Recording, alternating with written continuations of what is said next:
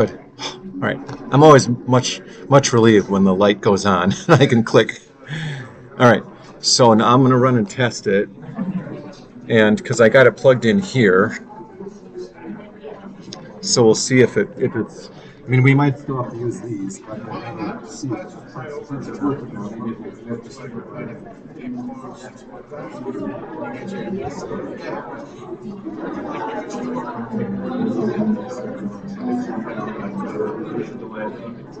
There's the delay, so this way, that's comfortable.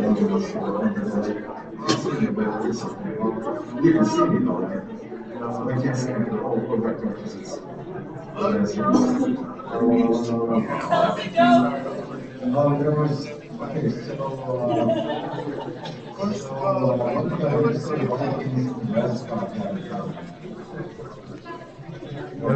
Didn't go anywhere?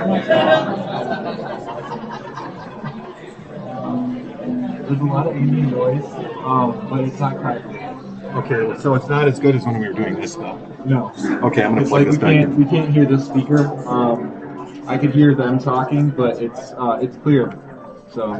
Oh, it was clear but not loud. So the speakers weren't loud enough, so I cannot hear you distinctly. Oh, okay. I'm gonna go back to this the other way then,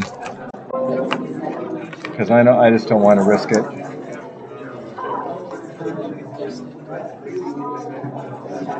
Because we know that it was not optimal audio, but we know we had it. So probably you could hear me talking from here then. Okay, turn this guy on.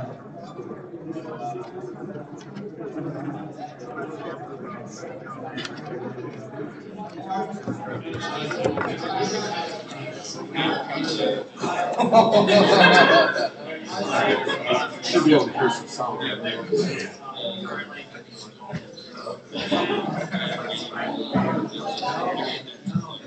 Okay, talking. Can you hear it from those speakers? From the speakers that are by my computer? Can you hear it from the speakers by my computer? Yeah, okay. So it should be picking up on the microphone over there then. Da-da-da. You still haven't shut up yet. Okay. Which camera do I have on? Oh, okay, good. And this is as clear as before? All right, hello, WJEF. We think we have sound for you, whichever camera you're on.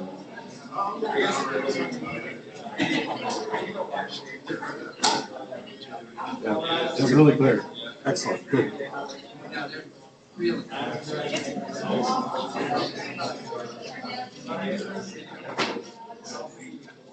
If anything, I have to turn down. It's a little loud, but I think that's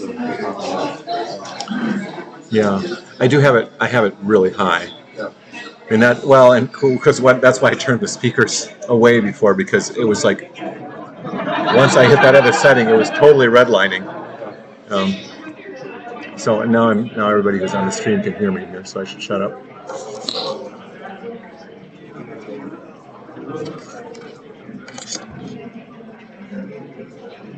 Or I can turn it down here too.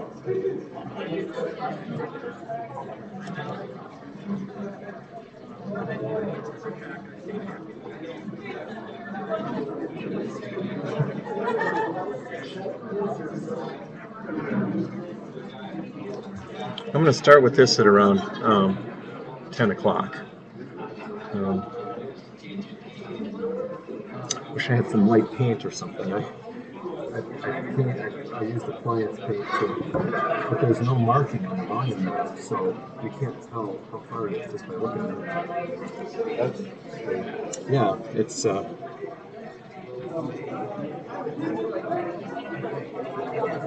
you think everything's charged now? I'll check the clock.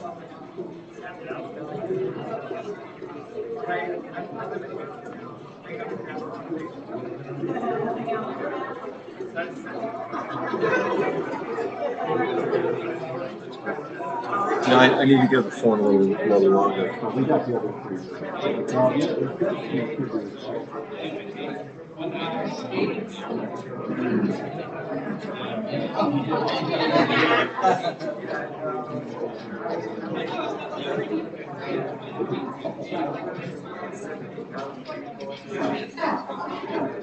I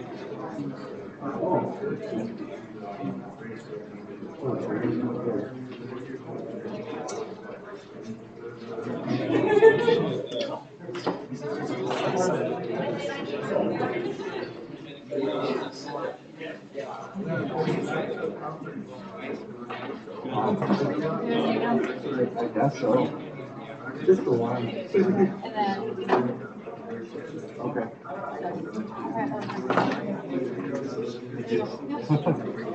Thank you.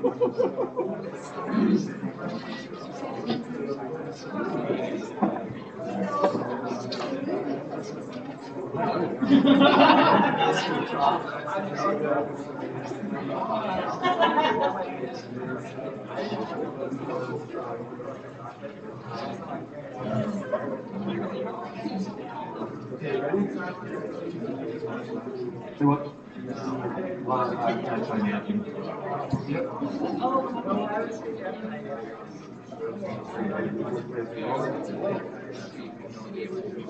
I mean, I don't want to. This is so loud. I put it down. I put on today. Oh, okay.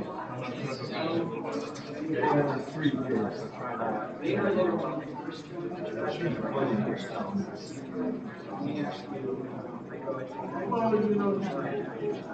Oh, no.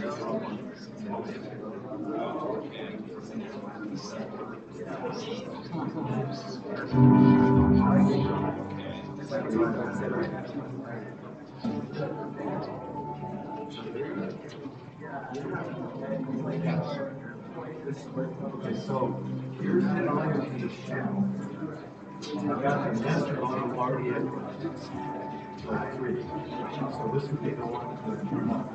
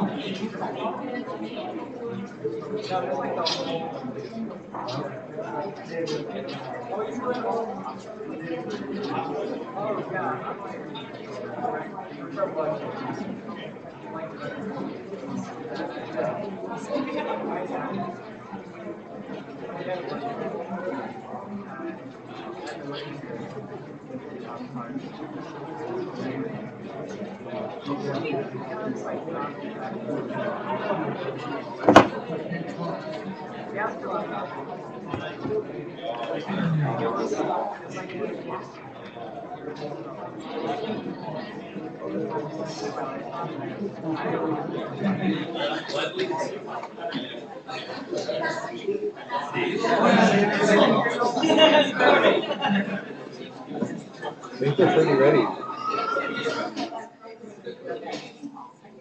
I think they're ready. Yeah, that's good.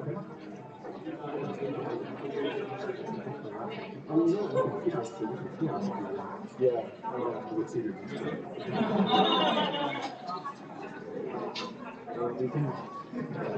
I guess we can use mine for now if you want.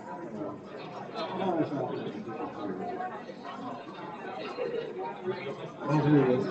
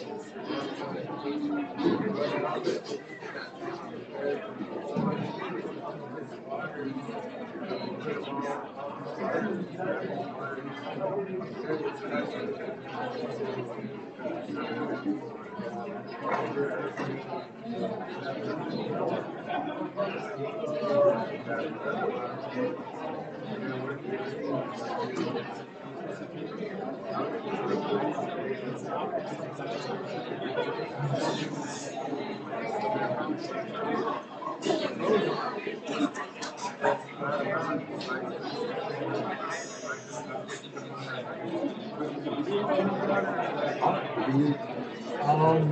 think so. So secret. I don't know where it is. The live stream is good. The audio is good. I think through this. Make sure that why don't you do a TikTok? Okay. Just send it to him. Okay. All right. So he's over there. So once he's done.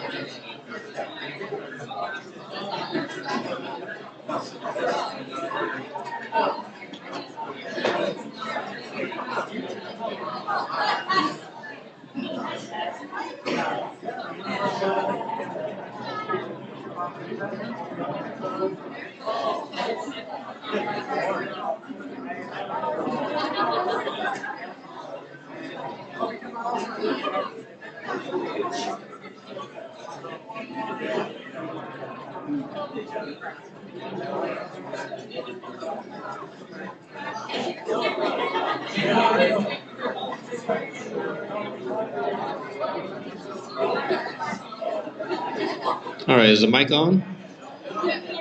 No? Okay, thanks, Isaac. Count on you to say that every time.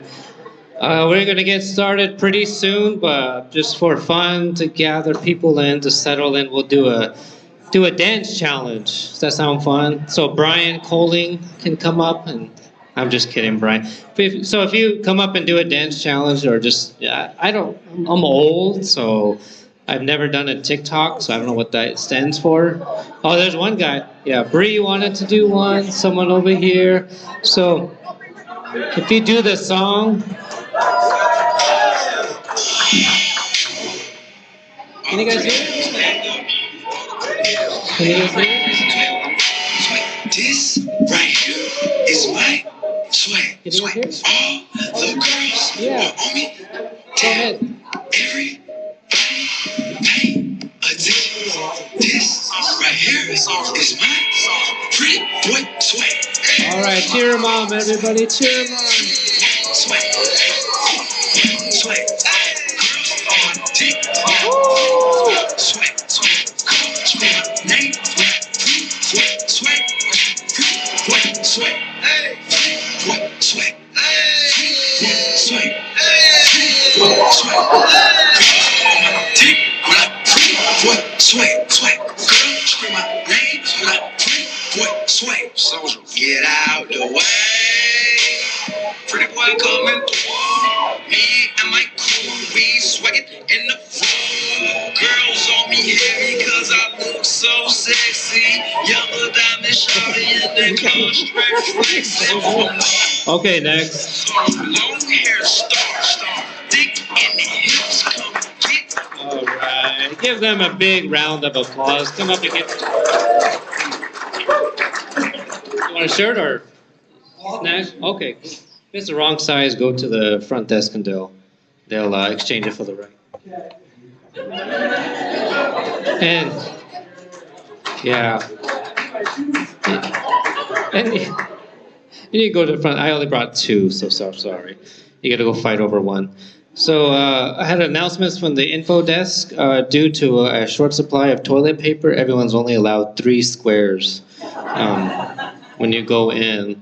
And the other one was the banana, almost said pudding, banana, what's it called? Yogurt was expired. So bathrooms are straight back there where Billy Tallis is. So Billy, raise your hand. Yeah, so just right behind him is the bathroom. So yeah, thank you guys for joining tonight. Tonight's week usually called Culture Night, so hopefully the videos work. So let's give our tech guys a round of applause for. They've been working around the clock. Like the first person I saw in the building was Tim in the ribbon shirt right there, and then the last person to leave is usually Tim. Do you sleep here, Tim? No, he hasn't. Okay, so he thought about it, but yeah, maybe next time he'll do that. So, how have you guys enjoyed riding in the white church bands? You guys like that? Does that bring any bad memories for anybody? Like from the reservation? How many of you guys went to VBS on the res? Yeah, the traumatized group right there. Yeah, driving through, honking their horns. They did that to me one year with my girls when they were young, and this random guy was driving, honking his horn incessantly down the road, and just this random guy with the mustache. He was like, "Yeah, we're picking up kids to go to VBS 15 miles away." And I was like, yeah, no, you're not. Like, you're not taking my kids anywhere. So yeah, so it might be a little traumatic, but let's think who drives the shuttles? I don't even know. Are they automated or someone actually driving? So who are our shuttle drivers? Raise your hands. Right there. One guy apparently, so he must be running all of them at one time. So thank you guys. Thank you, shuttle driver. Do you guys accept tips? Yeah, okay. So they accept tips. So yeah, might want to just at least a high five or a fist bump or something like that. So yeah. So let's thank our shuttle drivers. Yeah, they're there. They're I don't see them here, but they keep constantly moving back and forth and driving every. Oh, two more drivers. Yeah, two more drivers up here. Raise your hand, Eric. Yeah, thank you guys so much for doing that. We definitely need more drivers. So tonight we're gathering. Is the video clip from Hawaii ready by chance? Okay, so part of our. So the first conference we ever had was in Fort Defiance, Arizona, kind of my neck of the woods on the Navajo reservation, and during one afternoon where everyone was eating, just kind of hanging out, it was the Hawaiian group that came up to me. It was like, can we share a song? And they do their, the fancy dance, or not fancy dance, but they do like the graceful. I can't do it. I'm not even trying. So they do like a very graceful dance. And they taught us like a song they did, and it was just amazing. Everyone just gathered and just enjoyed that time. And since then, I think the next year we had WJF. They asked to do the same thing, and I thought, okay, this is becoming like a tradition. So when they did share their song and their movements, I can't do any TikToks, but somebody else said, can we share something? And so it just kind of began this night where we just dedicate just for you guys to be able to share songs, share a dance, share just something with all of us. Not your life story. I'm sorry. You can do that on Facebook or Instagram. You can write your whole story there, but just be able to share, and as well as giving gifts, which is probably my favorite part. So pretty soon we're going to thank some of our hosts and our people that have put this conference together, just to thank them publicly for their hard work and dedication to this conference, because working with you guys is not always easy. As students, you guys are unpredictable and crazy and loud, but we love you guys, and we just want to thank the people that put up with you, like your staff team and the people in the conference. And so, but before we get into that, I've been recruiting people to come and kind of help me do some more giveaways. So where is Cedric? Oh, should we? Yeah, we'll do that first, and then we'll do the video. So everyone, welcome up your favorite IB staff, Cedric.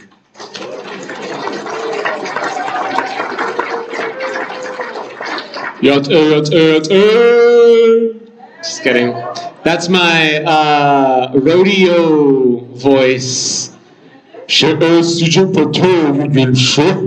It always like makes it kind of reverb a little bit in a specific way. I don't know if you guys have been to a native rodeo, but that's how it is. So, okay, I have some awesome stickers to give out.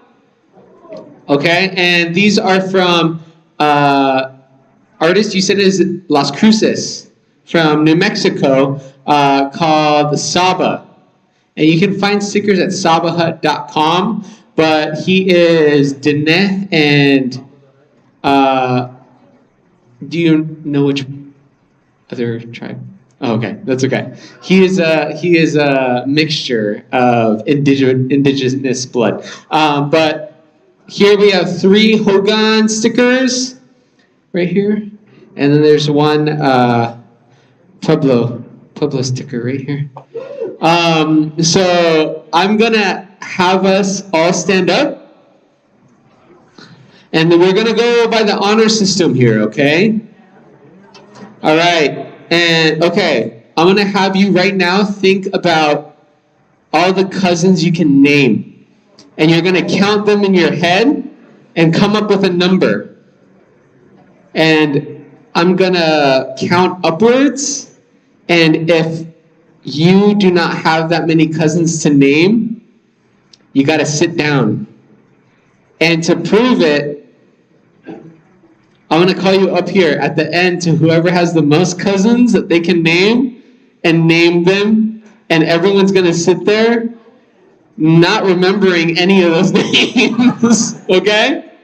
But you'll get to pick one of these stickers, okay? So, raise your hand if you still need time counting your cousins. Okay. Keep them raised until you have them counted. Yeah. I'm committing to this bit.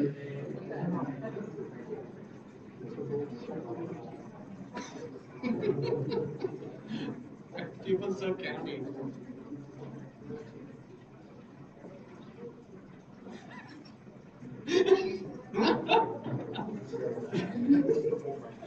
Okay, estimate.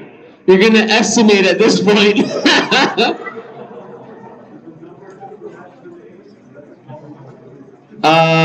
We're going to go by the honor system. I'm not going to go that hard, but you're just going to list off a bunch of names. So it's going to be the honor system. Don't be making up names, okay? Don't be going Genesis, Exodus, Leviticus, Numbers. Just kidding. Okay. Just so you guys know, Genesis is a name. I would say that's a good question. I'll let you define cousins.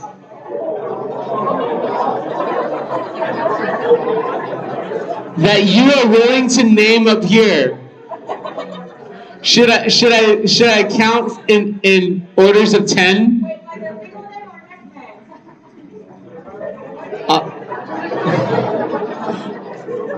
I'm gonna have you list the names. That's all I'm gonna say. Okay, I'm gonna count by tens just because.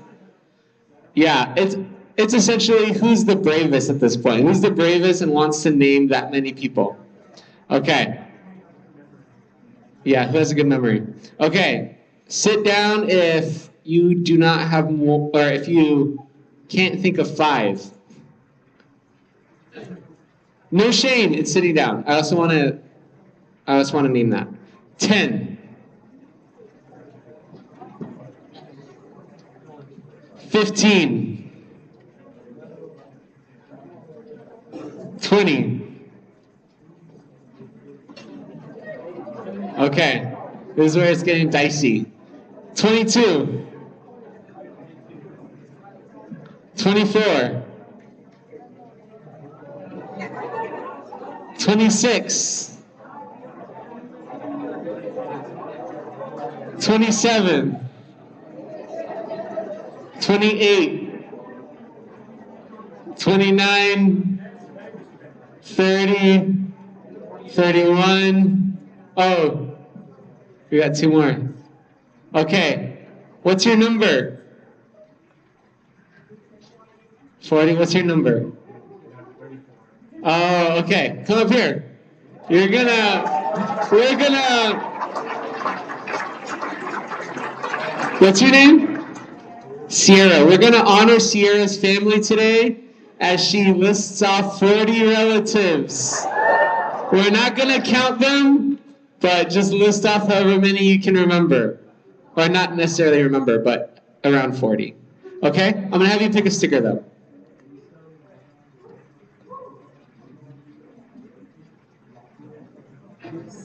Because this took longer than I thought it was, I'm just gonna hand all 4 to her and she's gonna share them with her friends.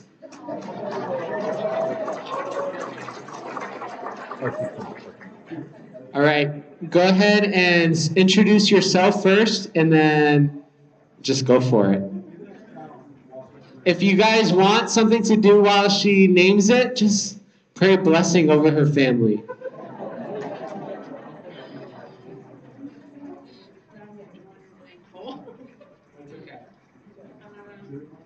My name is Sierra Railbird. Okay. My name is Sierra Railbird. I'm from Montana State. I just graduated in film and photo.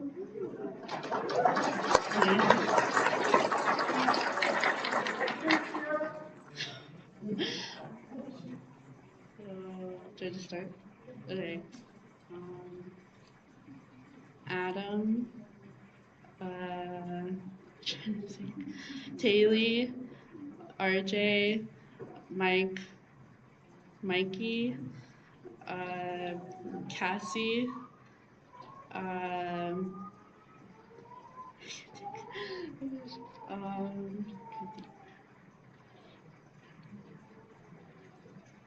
there's so many, they're like flashing in my head. That's okay, that's okay. I don't know. We hope your family is honored, and we hope your friends are honored by sharing those stickers as well. So calling back Donnie, go ahead and take the mic. Hello, mic check. Let's give a hand to Cedric for that entertaining bit. All right, so like I said, we're just here to recognize and thank people. So how many of you guys enjoyed dinner tonight? That was kind of the joke we had with WJF is we always kill something to eat it. So the first WJF, we had my friends come from Alaska to help butcher a sheep, and then we had mutton stew and fry bread the first night. Then the next year we went to Yakima Nation, and someone shot a deer for us, and we ate venison. So unfortunately, no one killed the buffalo, but yeah, maybe Leon did. Did you help in that, Leon? Yeah, he did. So yeah, and Corlin. So let's thank the cooks. Are they here, Megan? Okay, we'll wait in awkward silence till she comes back. I can't do that. When people always tell me to be funny, and I can't be funny like right then and there. So I'll try. How about you tell us a joke, Willie? You're a dad. You have some dad jokes. Come on up, Willie. Who wants to hear Willie tell us a joke?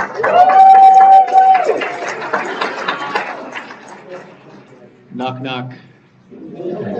Interrupting cow. Moo. Knock, knock. Unsuccessful interrupting cow. Moo.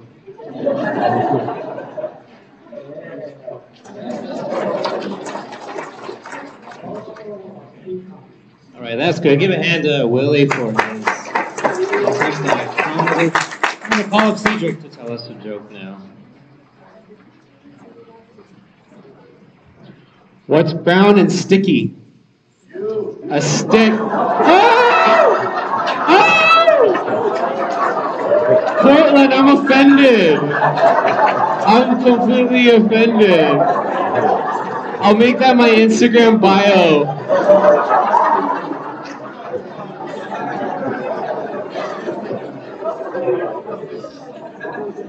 Donnie, do you want the mic back or no? Kind of scared to say anything now with Cortland. What was? Did you even finish the joke? I don't think you did. You just got slammed and it's a stick. Ha ha. That's funny. All right. She's coming. Okay. Thank you. So yeah, the only dad joke I know is what's faster, hot or cold? Anybody hear that one? Oh, cold. I mean warm because you can catch a cold. Get it? Guess it. Oh, thank you. I love the booze. That just fuels me to be up here longer. I think she's here. Megan, do you want to?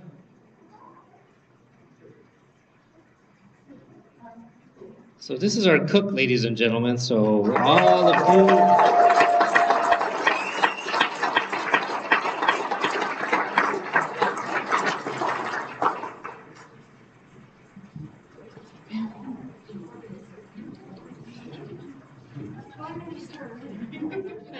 I'll do it again because maybe not everybody was here. This is Vicki Hoffman. She is an enrolled member here of Cheyenne and Arapaho and made us a traditional meal tonight. She's going to make fried bread tacos tomorrow, so maybe a modern tradition, I guess.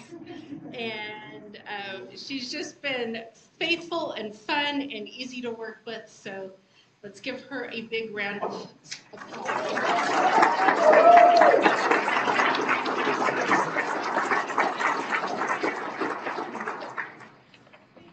Okay, so I have a stupid joke. What's blue and doesn't weigh much?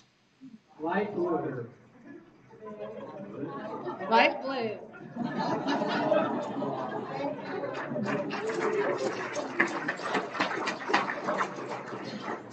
All right, so right now, like I was talking about the Hawaiian people, that they couldn't be here, unfortunately, because who wants to leave Hawaii? I mean, why would they come here to the wind and the cold? And but there's a video that I think we're going to share now, and it's just again, they're the ones, I feel like they're the ones that initiated kind of this night we'll have of sharing songs, sharing dances, and just sharing gifts and a lot of things. So please join us in watching the video.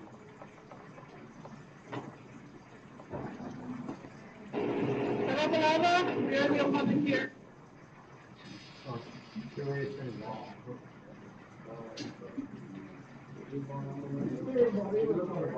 I got the vine here. See.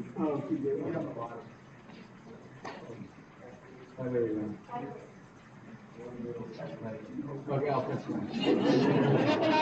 We're the woman here in Hawaii, and wanted to say we're with you guys in spirit when WJEF is here, and we just wanted to give aloha to all families in Arapaho and Cheyenne tribes in Oklahoma, and we just wanted to say that we are praying for blessings to you guys.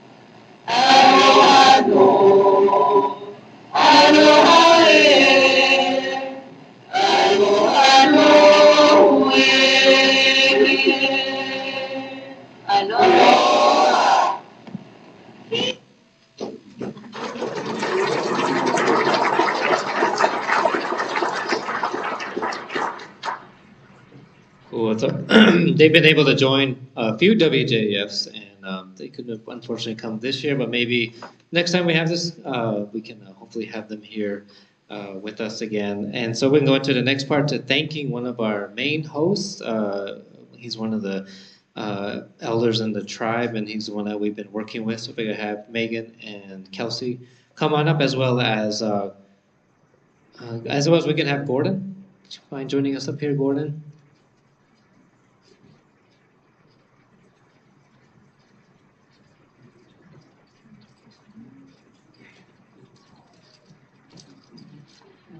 Do you want to start? Oh, yeah, I do have a quick joke. Eh? A group of Cheyenne and Arapahoes were heading to Denver. They saw a sign that said Denver left, so they turned around and went home.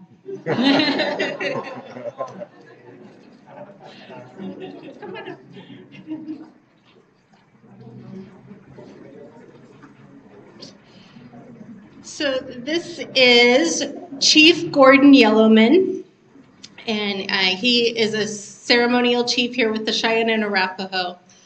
And he did not know what he was getting in for when he agreed to be part of hosting WJEF, because we were going to do WJEF 2020 here in Cheyenne, here on the Cheyenne and Arapaho lands, and we were gearing up, and then COVID hit, and it went online.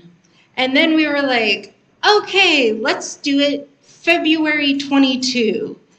And then Omicron hit, and we pushed it back again. But we are finally here.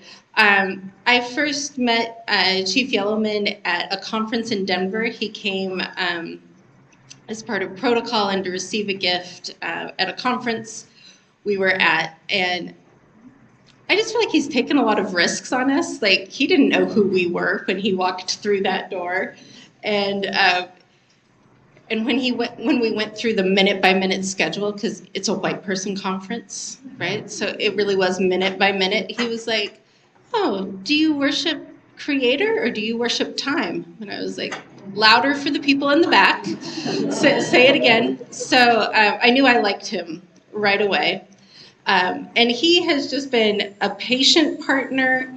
I've appreciated the ways, this isn't really a verb, but that he's eldered me, that he's like very gently is like, "That's not how you do it this way." And it's, "Oh, thank you, because I don't know." So I have learned a lot getting to work with him, and he's just bent over backwards for us. You know, he's the one who got us the bison meat and connected us with other elders, with Francine and with Emily, and I'm sure I'm forgetting other things that you connected us with. But he's been just a wonderful partner. Oh, the drum group last night, and and the honor guard. All these things came together because of his willingness to partner with this group of new people in his life. And now we're like old people. So we've been around a long time.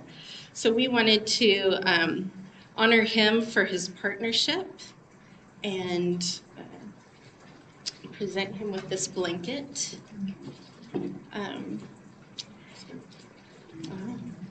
Well, thank you so much.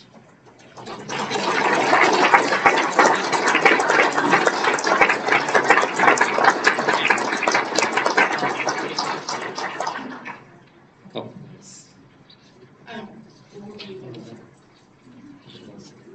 Sorry, we have another gift for him that wasn't right here that I thought would be. So Gordon also is the artist who did the design that's on your name tag, on the shirts, all of the logo things. That is his art. And so we wanted to present him with a framed copy of his artwork here, so he can remember us and also display his work. So it says, "Would Jesus Eat Fry Bread, El Reno, Oklahoma, 2022. And he was going to share with us some about this art and just anything else he wants us to know about his people and about having us here as guests. So, could I set it on here so people can see if it's sturdy? You know what? I'm gonna need it. You can have it up.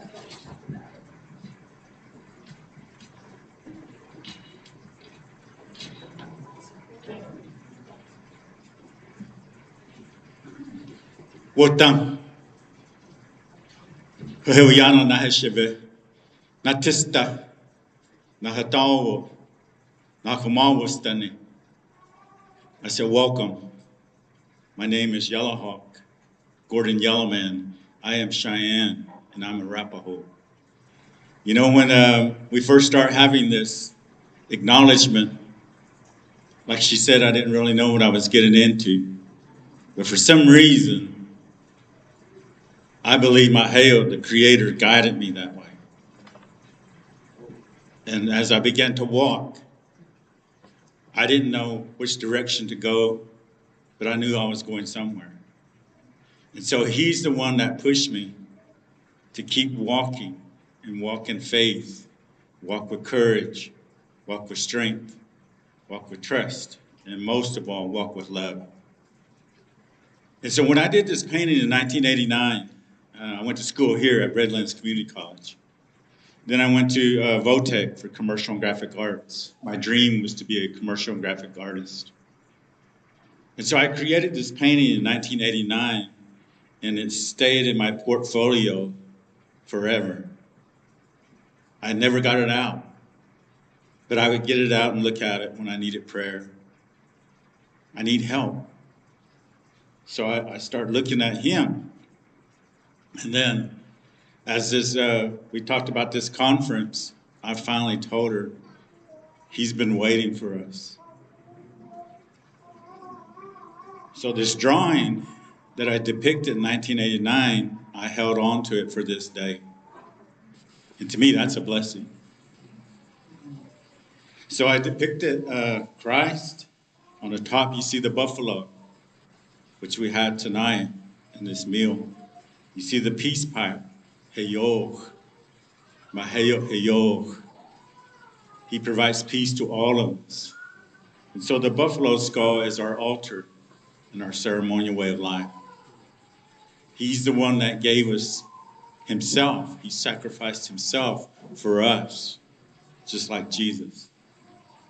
And so I put braids on him on the bottom.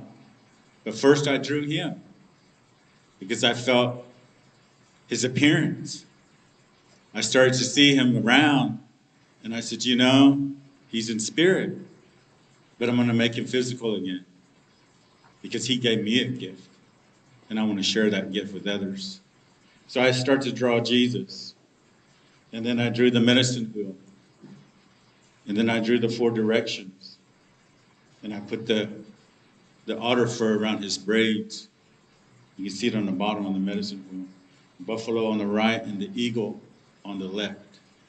Cheyennes say, Nits, Nimshiwatamanist.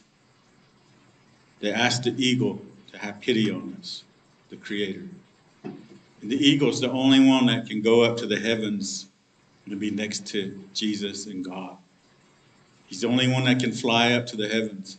And so when we get lonesome for our relatives that are in heaven, we say that. We tell the eagle to take our message to the Creator and our relatives on the other side. Tell them we're hurting. Tell them we miss them. Tell them we love them. We're thinking about them. So the eagle, he'll fly up high, take our message. And sometimes he don't have to flap his wings. He gets up there, delivers our message. And he starts to scream. You hear him holler. He's telling us our message was received. That's the power of these animals, the power of this circle of life, the power of Jesus. And the last thing you're going to see in there, and you're going to have to look closely, is the cross. And it's here. The white background on top, the white background down here, and then the white going in this direction. So all the symbolism in there is about Christ. It's about us. It's about faith. It's about love, sacrifice. But most of all, it's about us. It's who we are as people. So that's why I held on to this drawing that long, because I knew there would be a day that it would be beneficial and everyone that sees his image would receive that blessing. That was the purpose of that drawing. And I truly believe he brought us together, all of us. And when I first started working for my tribe, they recognized me 2 weeks ago. They had a surprise reception for me. And I didn't know it was happening. But I would always tell my daughter every year, you know, I got 29 years, next year will be 30. I never got acknowledged. And as humble people, we don't look for that. We just want a blessing. And so they always told us that leaders, be humble. Speak from your heart.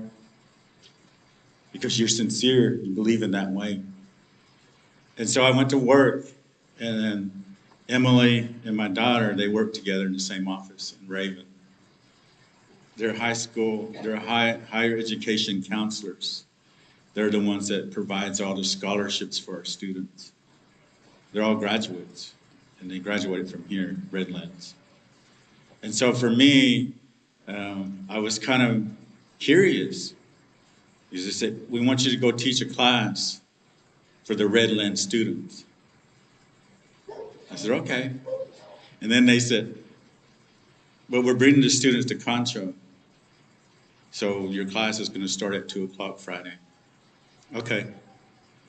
So then when I start walking into the hall, I noticed the lights were out. And I said, what's going on in there? And Raven said, oh, they're watching the video. They got the lights off. You're going to speak right after that. Oh, okay.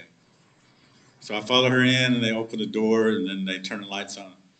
And there was about 70 to 80 employees in there, and they gave me a surprise reception for my 30 years of service. 30 years of service. And I dedicated my life to raise my family.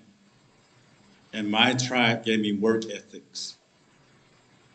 I started out as a janitor and steadily went and climbed the ladder. Housing director, transportation planner, transportation director. Then I went on to become an executive director of the Department of Education. Because of my experience and my education as well. So I was honored that they gave me 30 years. They gave me gifts, and they all shook my hand, and I was just overwhelmed. So to me, 30 years of service, God gave me that. Maheo gave me that. Without him, I probably wouldn't be here, and I believe that. And so I as a host, when we started out here in 1981, we had 25 head of buffalo. They came from Yellowstone. And guess who took care of them 25 head when they first got here? I did. Today we have over 750 head of buffalo right up here on the hill. And I'm proud of that. So, thank you. But I want to finish too with the joke. We were talking at dinner, eating the soup, and we start talking about our traditions, the way we do things, how we honor food.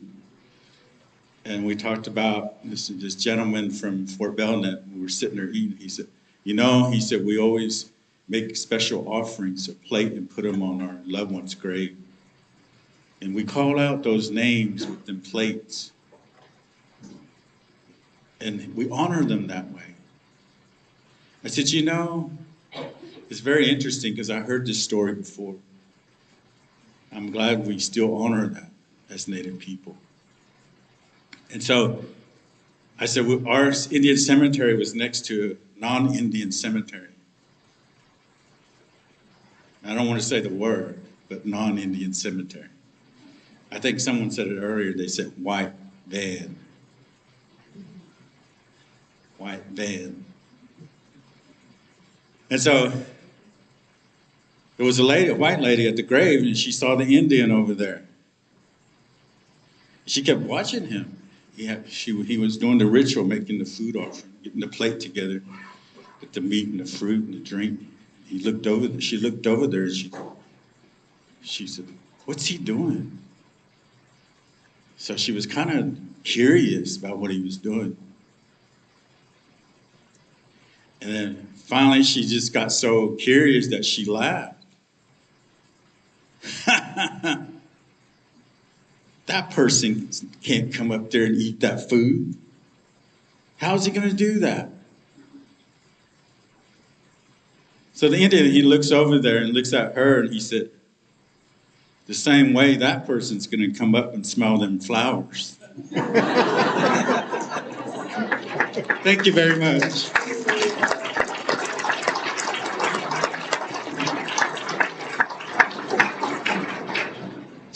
Thank you again, Gordon, and other people of Cheyenne and Arapaho for welcoming us into your lands. Right now, if anyone else has a gift for Gordon as our host, you can come on up now. I know Rashawn followed this guy in the cool red shirt, so come on up, Rashawn. Hello, everybody. Yatayamas share Rashawn Ramoni share. Don't in a shiniki a sixteen slow and a kidnap what you change, which in the situation, touching the chanale. Hello, everybody. So it's good. Yeah, it's good to be able to be here. And we just, so as a ministries, Native University at San Juan College, we just wanted to be able to honor Gordon with a medallion. And so a student made this medallion. She couldn't be able to make it due to family issues. But at the same time, the one thing I noticed is that we had a conference in Denver these past couple days, and we actually acknowledged some of the relatives of Gordon, and that he recommended, and Carla Iron, and we acknowledged him, and then they were telling stories about how Gordon has been a good influence to them too. So yeah, I feel like Gordon's like influence to everybody. So if you get to be able to just get to know Gordon, he'll be your elder, he'll be your grandfather.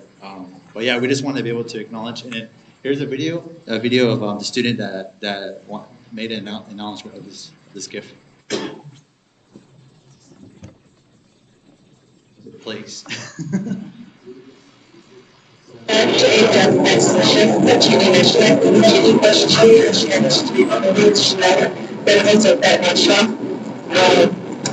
my name is Jackie Francis. I just introduced myself in Alpha, and I just wanted to give a quick words. I'm an alumni of the university, and I have attended the WJEF. It has met me like so many ways of like my relationship to God and my culture, my identity, and I just want to give this medallion here to Gordon.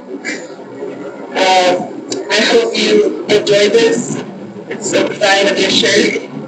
And thank you for being there to speak and cherish those moments with the group. And I thought it would be the university. Thank you, Gordon.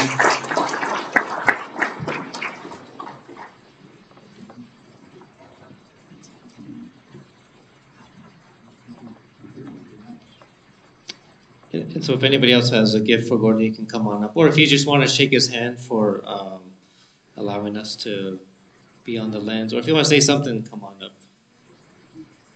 Don't be shy. Come on. We just wanted to give, what is this? It's blueberry jam all the way from Alaska.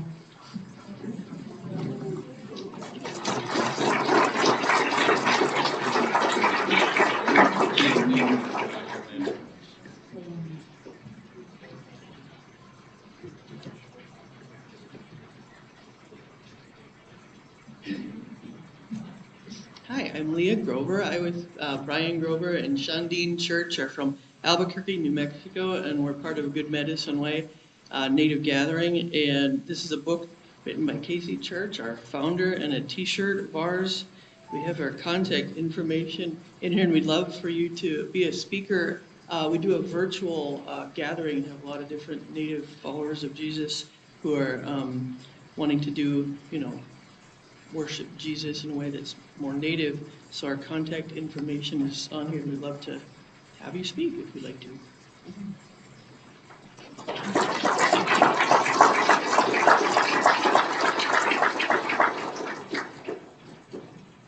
Hi, I'm Sarah with the Native and Varsity Ministry, and just to expand on the story that Rashawn was telling about the connection that Gordon made, he had this woman, Carla, and her children. She has 4 kids.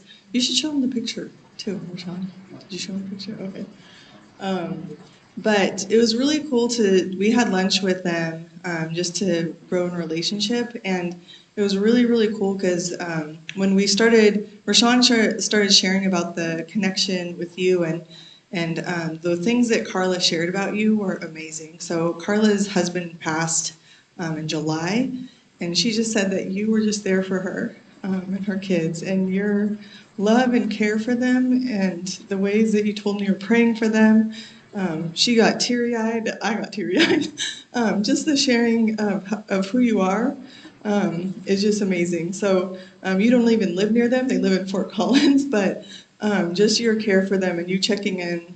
She just shared how much your heart was poured out, especially in the hard time when she lost her husband and your friend.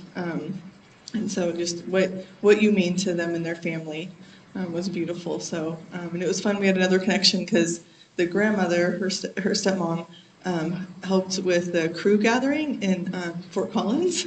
And so she was like, oh, wait, I know you guys. So we're like, yeah, you look familiar. And they know you, of course. So I just wanted to honor you. This is just coffee from Nevada.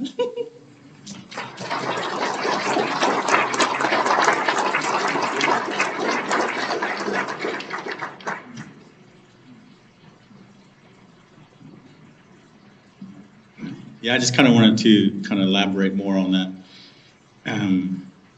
Mark was her husband, and I instructed Mark through the Sundance. He was a very young man. He was looking for ways to worship, ways to find something in his life that was going to help him. And so he approached me, him and his parents, and they had asked me to instruct him through the Sundance. And I told him I would. And so I myself followed my father's ways in the ceremonial way of how we worship. Sacred way of life is what we call it. Our Genesis starts there. And as I mentioned, it starts in that altar. Just like all the altars we have, those are sacred places for us. And so when Mark approached me, then I helped him through that ceremony. But I told him one thing. I said, that's between you and the Creator, not between me and you. Your commitment, your faith, and your belief. So you don't owe me anything. You just owe the Creator. You're obligated to Him now, not me.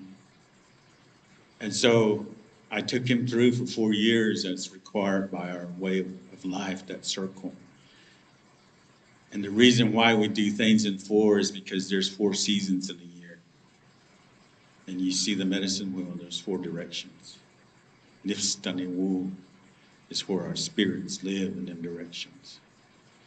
And so when we lost Mark, they asked me to come and pray for him over there at the hospital.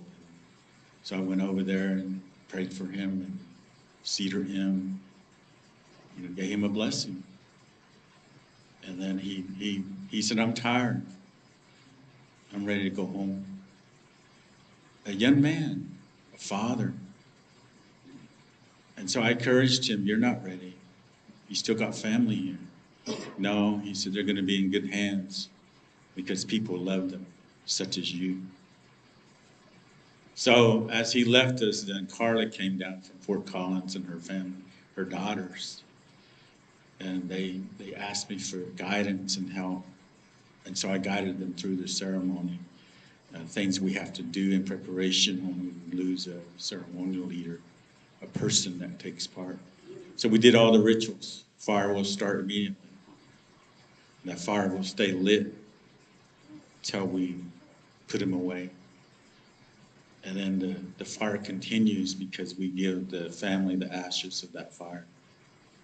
The ashes is for purification. And so she now has that. And she said, what do I do with them? I said, when you're feeling lonely, your heart gets heavy, and put the ashes on your hands, your face, because you're going to feel him, the Creator, and you're going to feel the Spirit of Mark, because he's in that fire of eternity, that flame. And I said, you'll be okay. So she did, and that's how, when I couldn't make it up to this conference to Denver, I told Megan I'll recommend somebody. And I thought of Carla and her family, the connection we have. And I said, they'll do it. And so I asked her, and immediately she said, yes, I'll do it. And I'm going to do it for all of us. So I was honored. They sent me a video when I was in Washington, D.C. They sent me a video to show me what they did. And they acknowledged me as their elder, and it made me feel good. And so that's the love we have for one another in our communities, such as your communities. You have that same love. And it's the Creator that gives us that love, that strength, and that energy. So I just wanted to share that story with you. And I'll end with this. I went to Washington, D.C. for the National Native American Veterans Memorial dedication. There was a monument that was dedicated to the Indian veterans. They had a service yesterday. All of the veterans from throughout the United States came, and we had a procession, and we dedicated that monument. And that monument was designed by a Cheyenne and Arapaho artist from Oklahoma,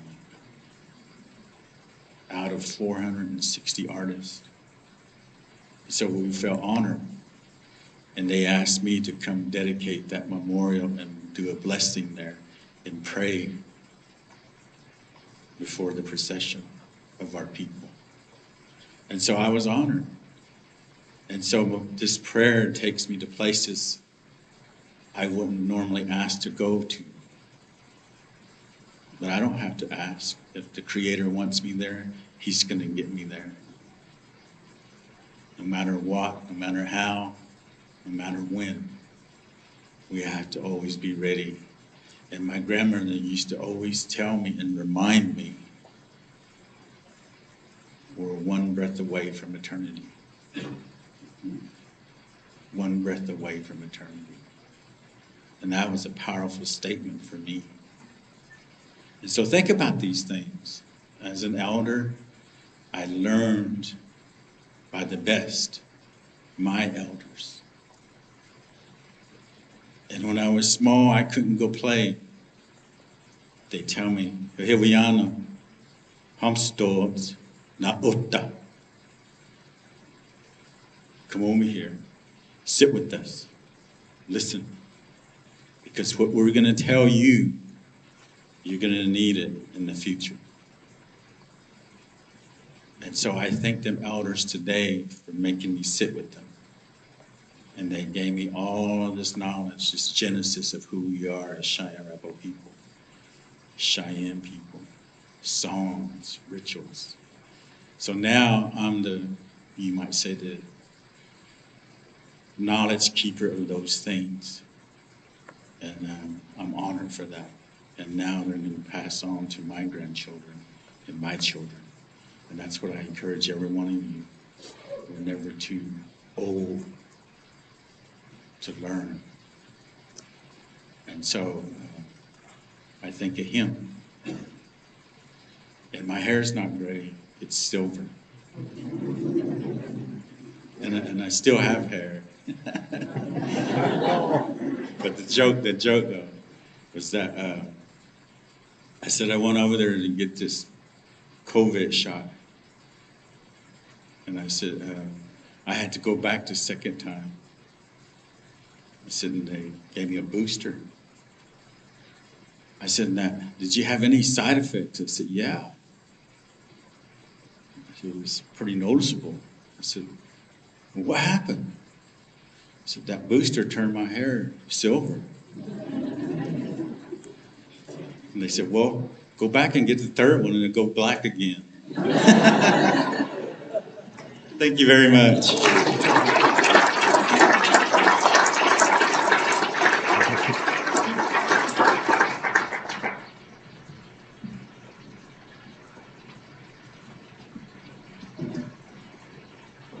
Thanks, man. Again, if you get a chance, please shake Chief Gordon Yellowman's hand and thank him for inviting us. So let's just give him another round of applause.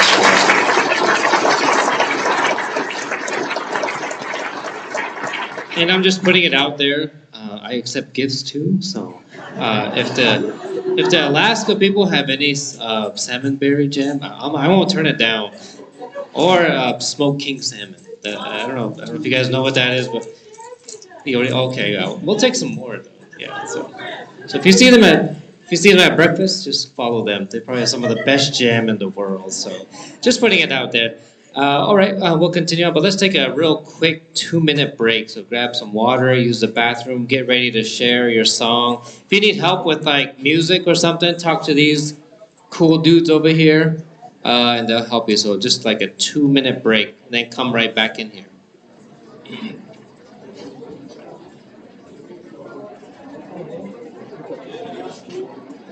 Well, let's see what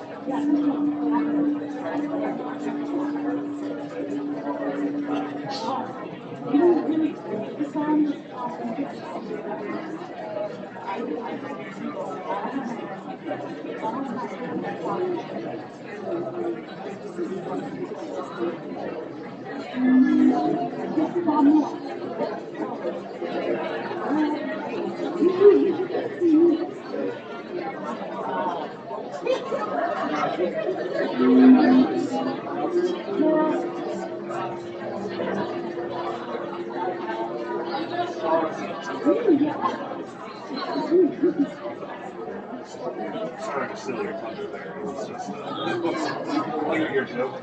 I did. It really does. Oh yeah.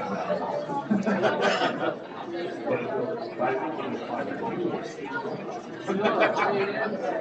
well, I'm Steve too. So I think I'll keep having it tomorrow. Like senior like staff maybe.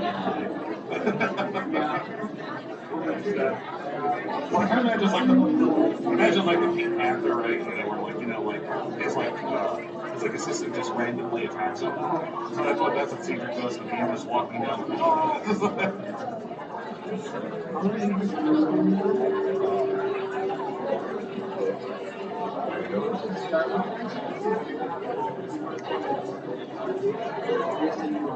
Yeah, no.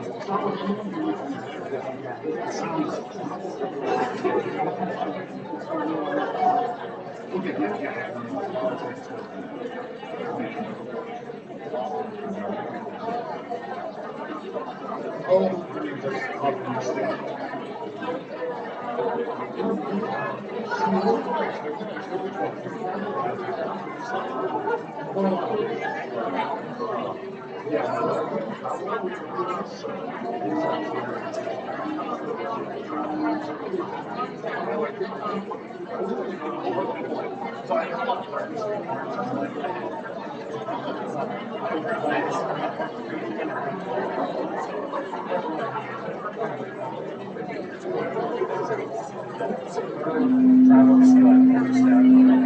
All right, let's start filtering back into our seats. And I'm going to page Cedric Platero up here. Cedric Platero, you've been paged. So I'm always like, whenever I come up here, not that I'm like world famous, but I always forget to introduce myself, especially in my language. So I should probably do that now since people aren't paying attention, which is great. So Yate, She, Danabige, and Shep, indigenous creature and Shlem. Something else, Shibashishchin. So those are my clans. So if we're related, that's cool. So, and I always joke I don't tell my clans because then my relatives start asking for money. Well, for a ride, so, and I have a rental, so, yeah, so Anthony, I gave Anthony a ride, so he was one of those who took me up on that, so. So it's good to be back in person again, right? Did anyone like the pandemic? Like who are the introverts that like just staying home? Yeah, so it was like, for me, it was kind of a blessing for the pandemic, because then we just stayed home all the time. But I've really come to embrace the 6-foot rule. Anybody remember that? You guys remember that? What did the rule say? 6 feet apart, right? So you gotta stay 6 feet apart. And I love that rule because I hate it when I go to Walmart and I'm standing in line to check out and someone's always right behind me. Like they come 2 inches to where I can feel them breathing on my neck to like... It's like Darth Vader's behind me, breathing down my neck. And so I'm like, dude, look at the stickers on the floor. They say 6 feet. So they need to stay 6 feet apart. So I really enjoy that. So I hope part of the pandemic stuff stays with us, such as the 6-foot rule. Anybody agree? Anybody like that rule? Yeah, we don't need people. I don't want to be breathing in people's indigenous creature germs. I don't need that in my face. So if you're sick, it's always good to wear a mask anyway. Yeah, just keep your germs to yourself. I don't need that in my life. And so Cedric, come on up. I have a surprise for you. It's not a gift. I don't do that. So.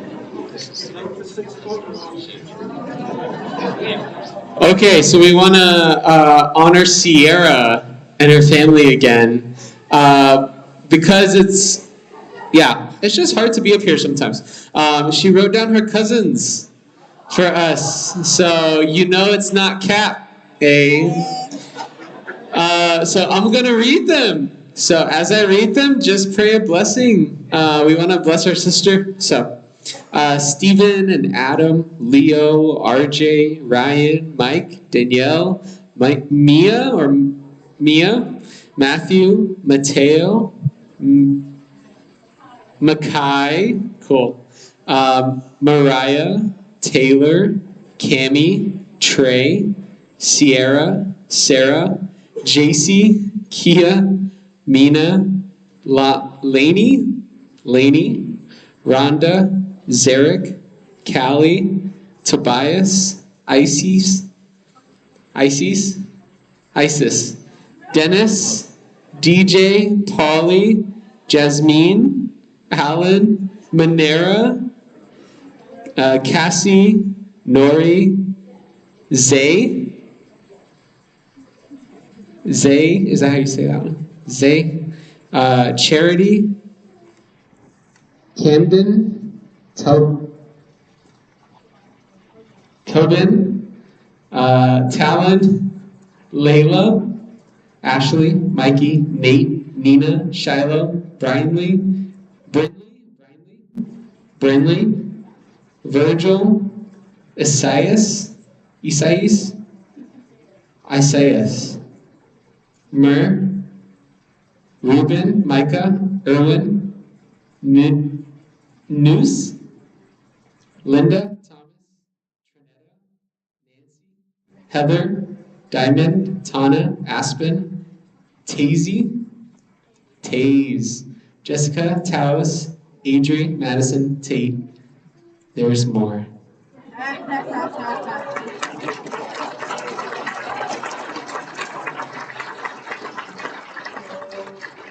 That's cool. If you want to look at the list Cedric has it just to verify on Facebook or something like that, you can do that. All right, so continuing our program tonight, we're just going to continue thanking people. So it was the New Hope Baptist Church that provided the gift bags. Anybody received? Everyone got a gift bag, I'm assuming. All right, so we can. I don't know if there's anybody from the church here tonight, but we can thank them. I'm not even sure where they're located, but yeah, just if you're driving back, just yell out New Hope Baptist Church or something, and let everybody know they gave you some water and did they give you like a gospel tract? Was that something inside? No, okay, good. I was gonna say, just throw those out. Like, let's just get the First Nations Version Bible instead of that. So let me invite up Rashawn Ramon, and he has some gifts for some of our other hosts. So let's all welcome up our resident Fry Bread King, Rashawn Ramon. Hello. Oh yeah, thank you. I'm not here for tonight, but I just want to be able to give a gift for my friend, my sister Kelsey, and Kelsey, if you can come. Kelsey graduated from San Juan College, and she's an alumni, and I'm a campus staff there, and she graduated in 2020. Yeah. 2020.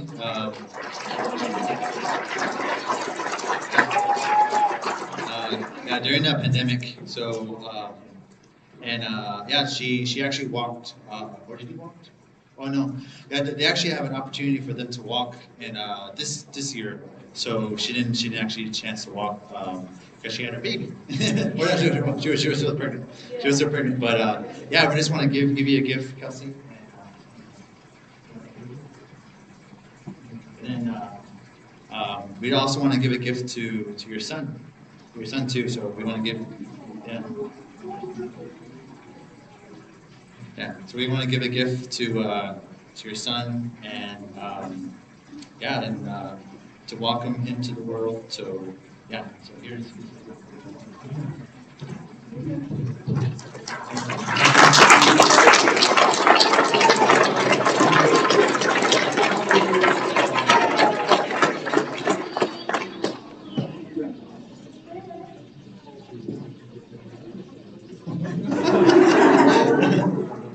And also we want to give a gift to Donnie, since so we want to give a candle. One of our staff, he actually makes candles, and his brand is Tappan Candle Works. He's in Utah, but he does Mormon ministries, and I bought some of his candles, so I just want to give this to Donnie. So thank you, Donnie.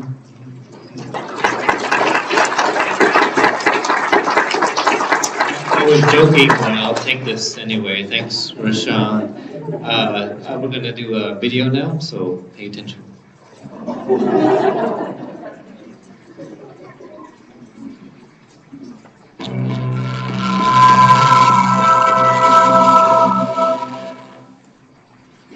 Good morning, everybody. So first day at family camp, the first full day, and these are my bunkmates, Allison and Christina. This is the A-frame. And it's really hot, but that's okay. We're gonna have a really fun time, and watch out for this video. We're gonna have more to come.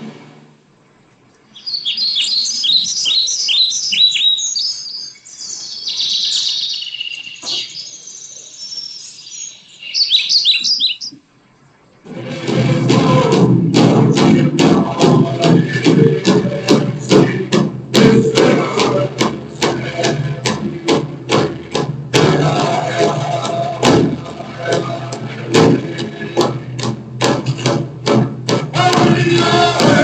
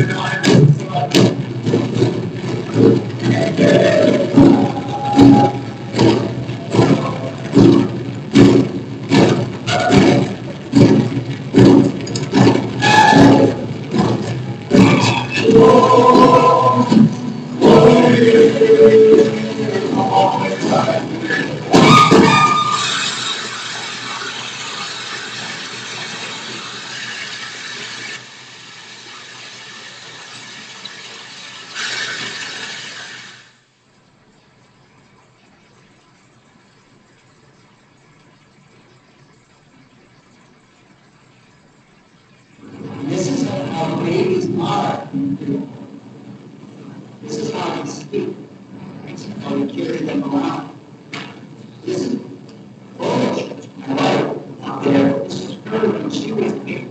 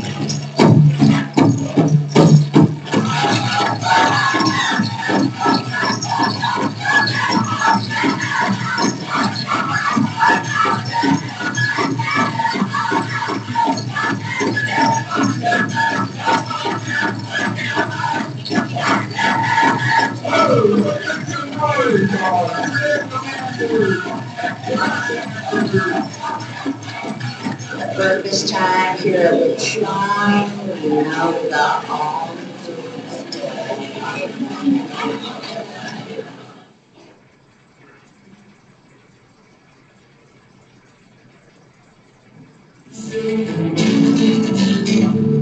Always don't see the same. There I see a different way. They stand up and speak the truth. Give us hope for change. It's me, give me, revealing shame. They fight for golden. They don't choose, they are chosen. Praise down for forgiveness, and we shall find true. True life is found in love, honor is found in truth.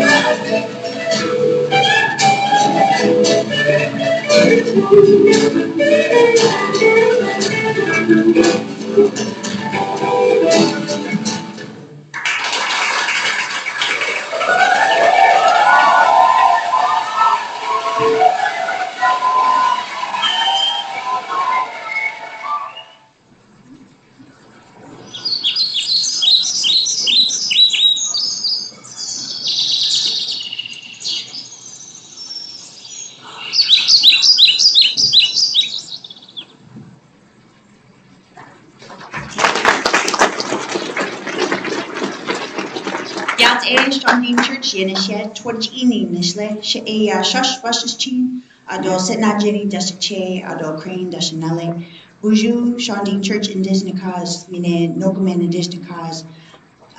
Hello, my name is Shanding Church. It's my first time to WJEF. I'm here from Albuquerque, New Mexico with Good Medicine Way. And just wanted to extend the invitation for you all to continue to grow as believers and also building your connection with Jesus Christ through your indigenous ways. I grew up, for myself, I didn't come to WJEF when I was in college or grad school. I wish I knew about it.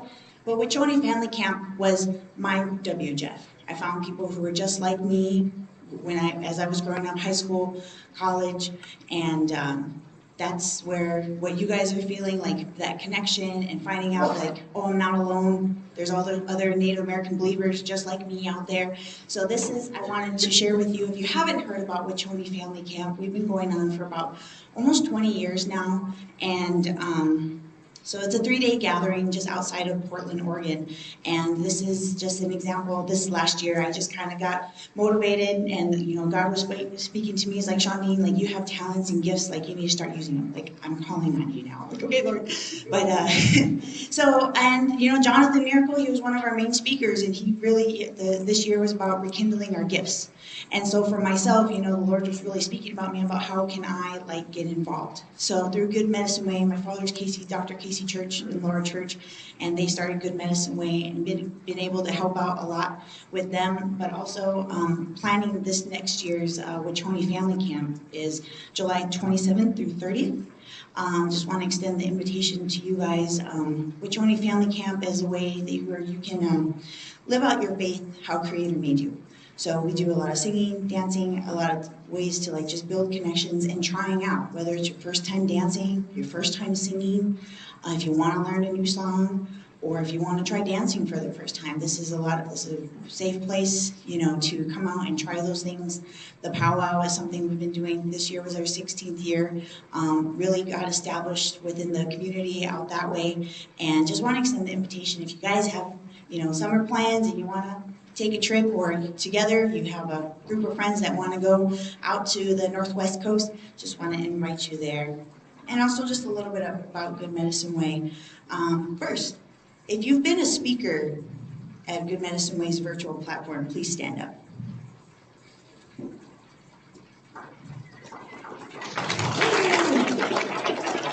So a lot of InterVarsity and Native InterVarsity folks, we have, extended, feel free to have a seat.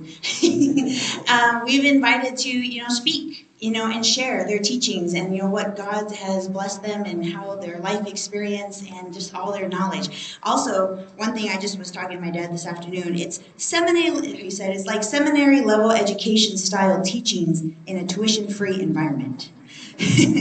So every Monday night, there is a presenter that we have that shares and speaks and it offers teachings. And also one unique way that we do this format is there's a Q&A session. So a lot of times when you go into more typical Western style church settings, there's not that Q&A. It's the preacher here giving their speech, giving their sermon, and doesn't really offer this engagement, this conversational style opportunity for everyone else in the congregation to learn. So this platform we started, it was geared towards in-person. During the pandemic, we started more of a virtual style, and now it's just really taken off. 25, 30, sometimes 60 people, depending on the speaker, and their own following comes on in. So I just want to invite you this coming Monday. Terry LeBlanc will be speaking, and his topic is reading between the lines. And the following Monday will be Dr. Casey Church talking about a new thing. So just kind of speaking more of what Good Medicine Way is and their vision. And also, if you have any questions either about Family Camp or Good Medicine Way, just want to invite you to come and speak with myself, Leah, or Brian, and or you can find us on Facebook. Facebook, we update all the new speakers coming up, and this is a real good way to get involved and also reach more of our Native American communities, as well as students too from across Turtle Island. So, thank you.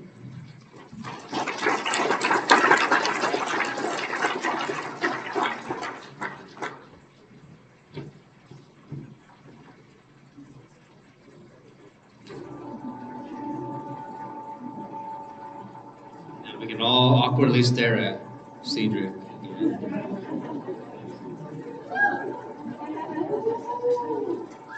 There he is.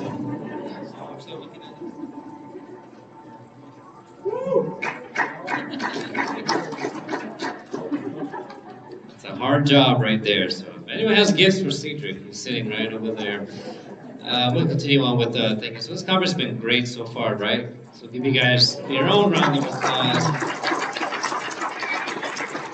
But this conference could not have happened without a lot of work and effort that goes into it. And one of the parts that we don't often acknowledge or talk about is the kind of the behind the scenes part. So we've actually had people contact the hotels, set up contracts for all you crazy people to stay over there. They let us stay there, and they do finances, registration, taking your money and giving some of it back. So all that doesn't happen magically. There's actually people behind computers trying to figure all of that out. And we just want to recognize, in crew we call them our Fin Pro, or just people who handle the finances. And this year we've had the honor of having Becca do that for us. So please welcome up Becca.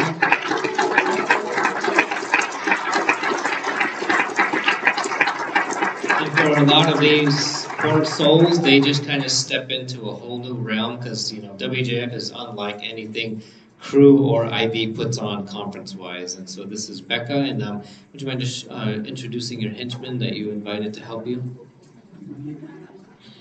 Yes. Yeah, excited to be here, plan this conference for you. And I brought along my friend Andy, who he also works on conferences. And yeah, he's been amazing help. So glad that you're here.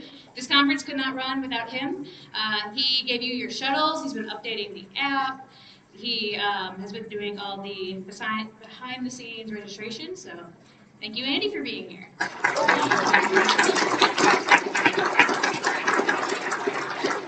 So what's it been like so far doing this conference? You can be honest. It's great except Tommy.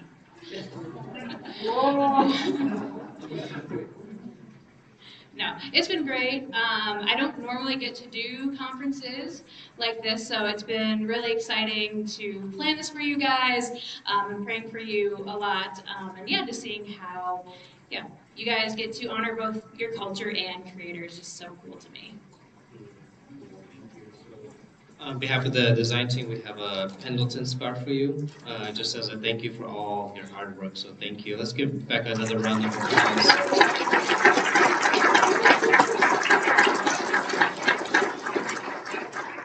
I'd just like real quick recognize the design team too. So if you're part of the WJF design team, could you please stand? All right, let's give them a round of applause. We have Rashawn, keep standing, Rashawn. And then Mike Kelly in the back from Bozeman, Montana. Tim Webster, he's humbly sitting down. He's right there. Cedric was also on the team. Let's give them a round of applause. And also Megan. She probably ran out. She's somewhere out there. And who am I missing? Am I missing anybody, Tim? Yeah, there's Megan. Our fearless leader, Megan. We're just saying thank you for leading this design team. Am I missing any? Rachel. And Rachel. Where's Rachel? In the hallway. So Rachel is a IB staff, and she lives here in Tulsa, Oklahoma, and she's joined our team too. So real quick word about our partnership. As we said before in WJEF, we both invited most likely Mark Charles to speak at our events, and he was the one that saw what Nations and IB was doing. So he said, why not, instead of putting on two different conferences, why not just do one, where you bring all your talents and your friends and your students just to one big conference? And that's kind of how WJF started. So, with any relationship, you kind of like, do I like this person? Or, do they eat kind of funny? They look funny. So, so it's kind of that mingling dance in the beginning with our organizations. But since then, this has become one of my favorite working groups. So thank you, design team, for letting me jump on the meetings just to make jokes and keep things light and keeping going. So thank you. So we're going to start off with Kelsey. I'm going to invite her back up to start our cultural sharing night. So welcome up, Kelsey, again.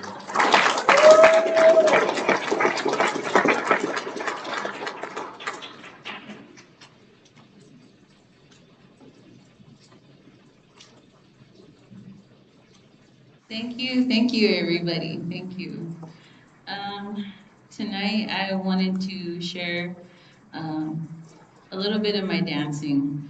I've been sharing my dancing since I was in my mom's belly. I've been dancing for a very, very long time. But I kind of came here with a bit of a heavy heart after losing my grandpa, after losing a family member to suicide, after losing my auntie that I never got to really know. She looked exactly like my mom.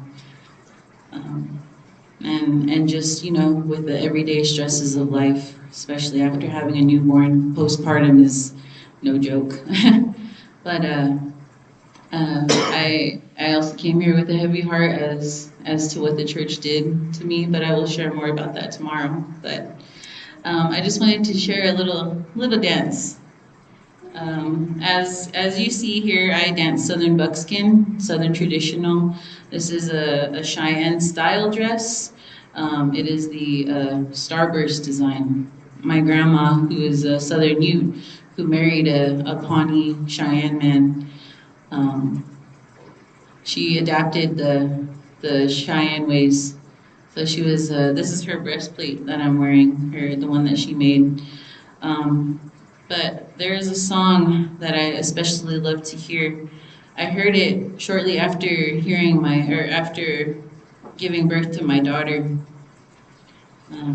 It's the Pawnee Warrior song, and I was wondering if somebody could come hold this up here to the microphone for me.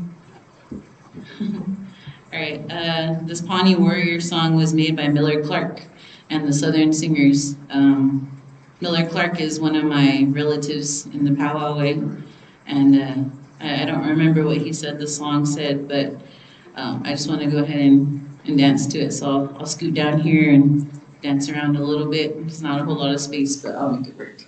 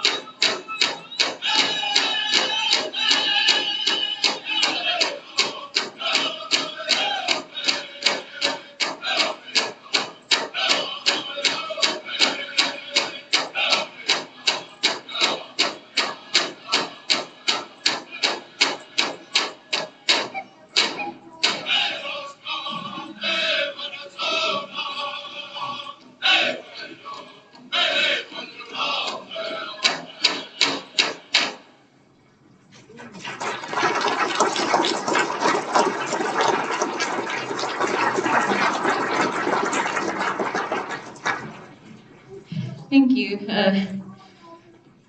So in the Pawnee way, yeah, that was my baby girl, Kisa Morningstar, dancing with me.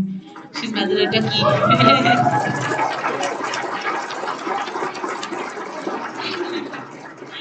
So yeah, in the Pawnee way, we dance counterclockwise, right? Whatever I go say. But we dance counterclockwise, and I think I just kind of remembered a little bit about what the song says. It talks about accomplishments of the warriors, and as I said, after I had my daughter, that was a song that I heard in my head. It was one to me it established the strength that I needed to make it through to be able to raise my daughter, and all the events that came after. After losing my other son, I had Chante Akishni, but then I had my baby here, my little boy over there. So yeah, that Pawnee Warrior song has a really, really deep meaning for me. And I just want to thank you all for letting me share it. And I want to encourage all you students out there, all you people out there, come up and show us what your talents are. Don't be afraid. Share it, whatever your spirit is telling you, whether it's a song, poetry, dancing, any type of dancing, just come up and share it. This is what this night is especially for. And I'm looking forward to see what all of you have to share. And I just want to thank you for allowing me this time. Thank you. Aho, doya, minami api.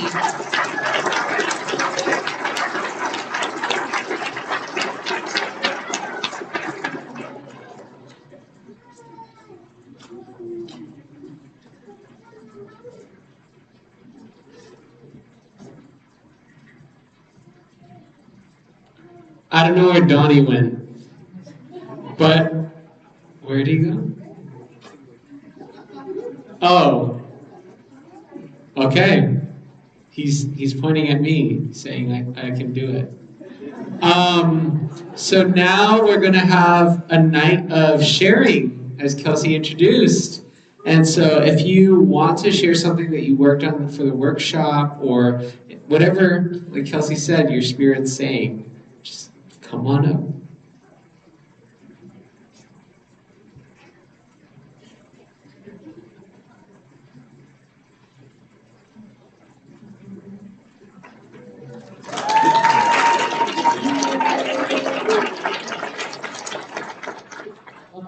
Friends. I just said hello.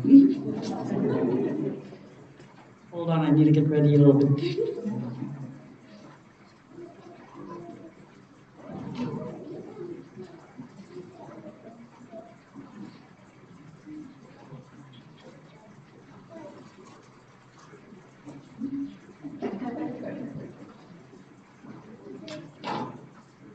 I'm gonna sing Charika. Charika Nako is where's my drum? Not that one. There's my drum. So I don't need to look for it. We're gonna share a blessing song. Yeah, this is a traditional Yupik song from Alaska, and We better start from the top. Waka winga atka. Waka winga atka dusuluk ataka isamuk anaka kayunak. Yuhunga inkajami angahunga chugayumi. I want to say chugayumi runga, but I don't live there anymore. I live in Anchorage. What I said was, hello, my name is Lorene. My dad is Patrick Jr. My mom is Lisa. I was born in Anchorage, raised in Dillingham, and I was a resident of Dillingham, but now I live in Anchorage. And yeah, my name is Brandon Bachman. My Yupik name is Avanabavak. I was born in Anchorage. My family is from a village called Guigalinguk in southwest Alaska. And yeah, so the song It's a blessing song, and it's about praying for a successful seal hunt and berry picking.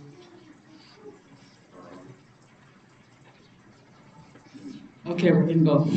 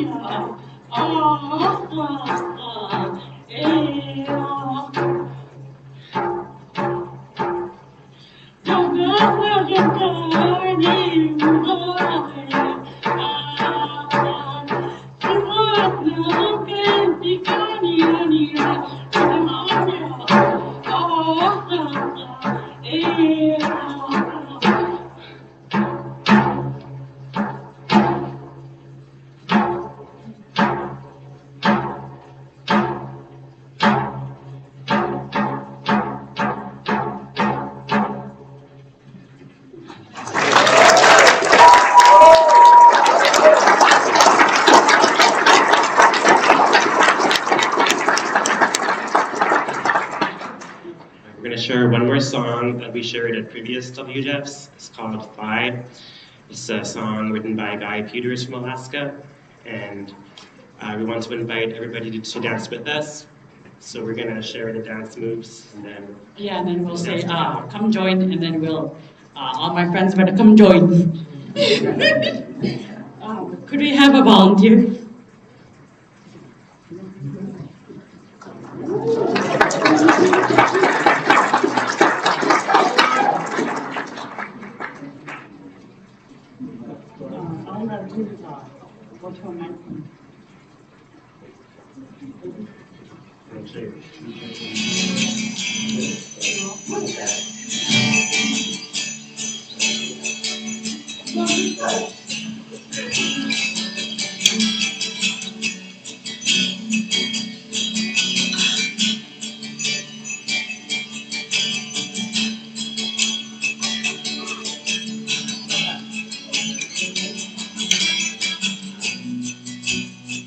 Child of the King.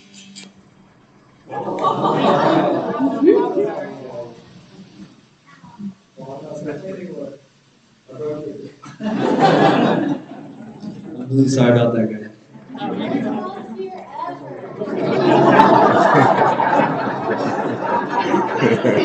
Yeah.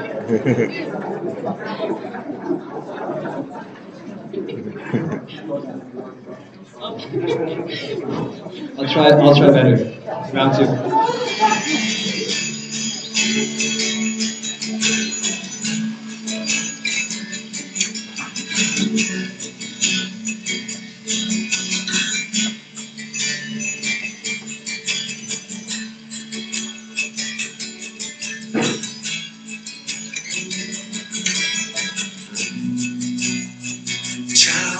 the King. We are one tribe. We are the remnant. Born of the Word, Spirit and fire. We are warriors. Breath of life fill me. Bring the rain, bring the fire. Wind of life take me.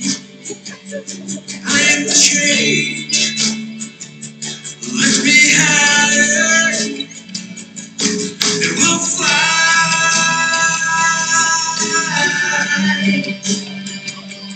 with you.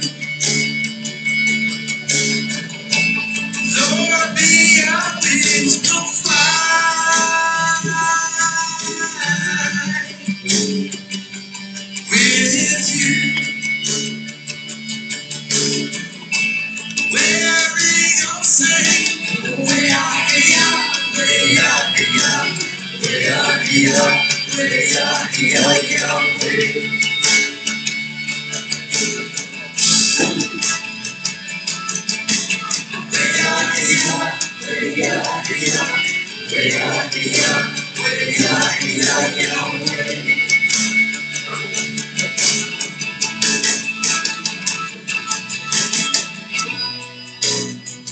Lord of the earth, bring the rain, bring the harvest.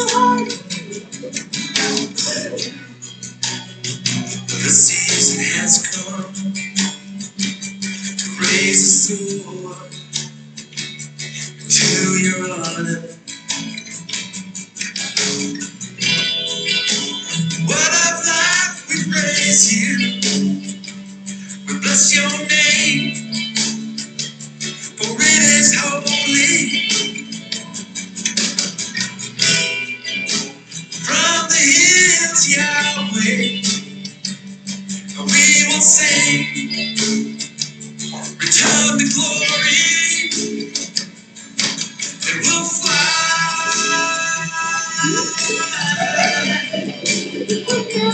with you.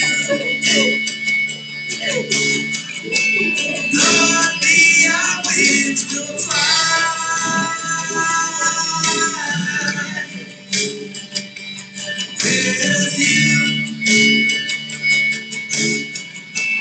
Where we go sing, way out here, way out here, way out here, way out here, Yahweh.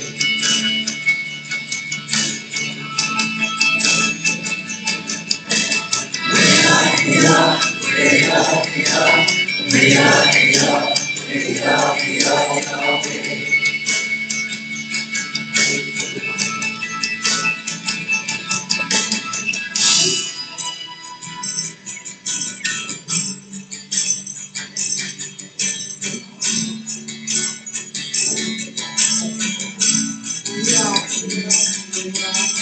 Holy is the Lamb and the King of Kings. Holy is the Lamb and the King of Kings. Holy is the Lamb and the King of Kings will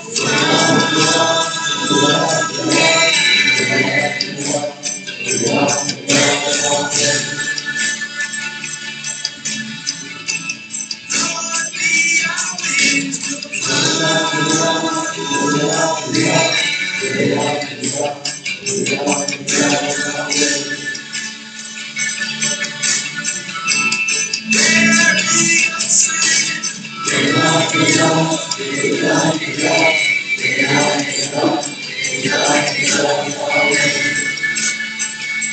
The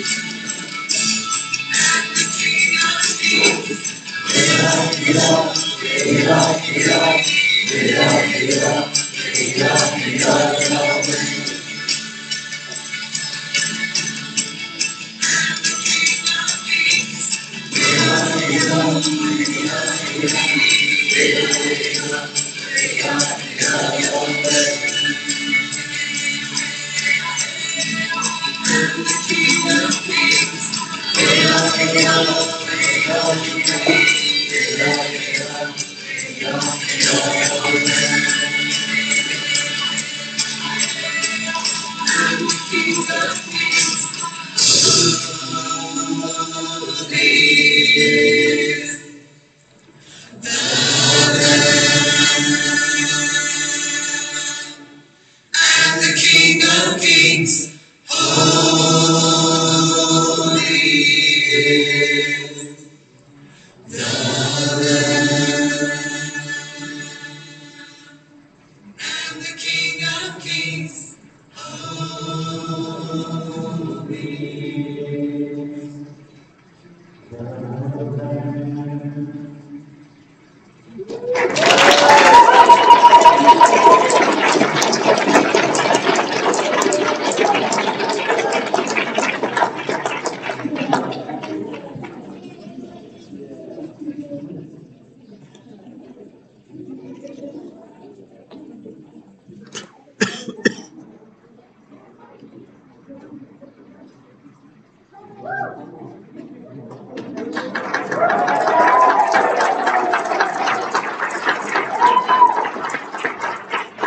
Hey everyone, my name, wait. Tatsakat, Inamanik West, so I'm Ka Inwas, Atamanawa, I miss you. So I just said in my Nespers tongue, like just my name, Preston Ammerman. I go to school at Montana State University, and I'm a student over there. I also said good evening too. But yeah, I have a flute here. Oh, actually, before that, I really enjoyed seeing you all dance. I just wanted to I came here with MSU Bozeman. I just wanted to publicly call them out for not dancing. So, except for you, Tori, you, Sierra, you both did good. Proud of you guys. So yeah, is there a best mic to do the flute? Or? Next door, that's the best one. The best one. Yeah. It's got some reverb on it. Let me help you. You just need to call it? Yeah, just slightly. But all the chord is.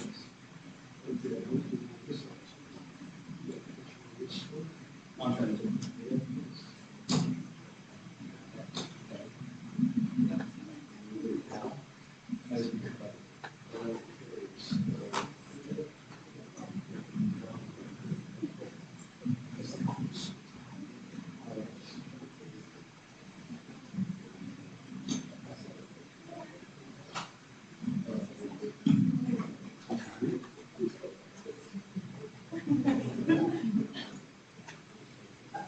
Thank you for your patience.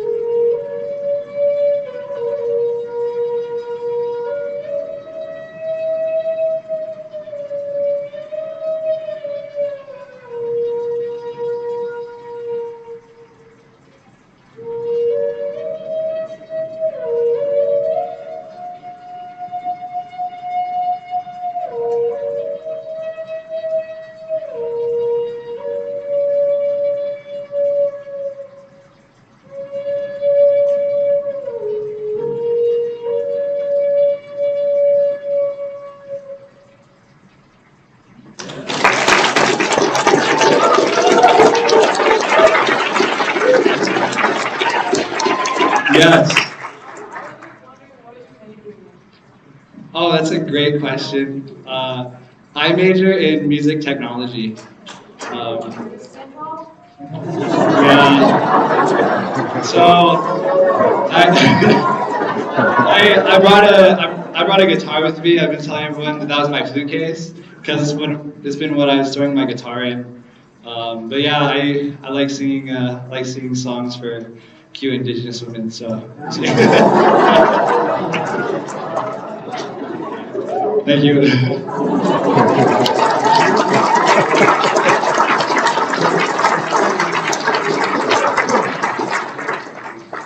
Hey, I heard that and thought of Res Dogs. White people have Cabo. We have IHS conferences, WJEF conferences. Hey?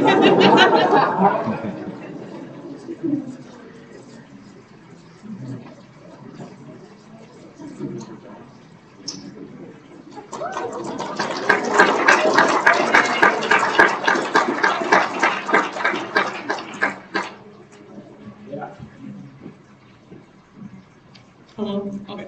Ahawatakiapi, Wantiankabi Kimaste, Tyler Larson Makiapido, Badeo Kantua Damakota, Na Chanshayapi Hamataha.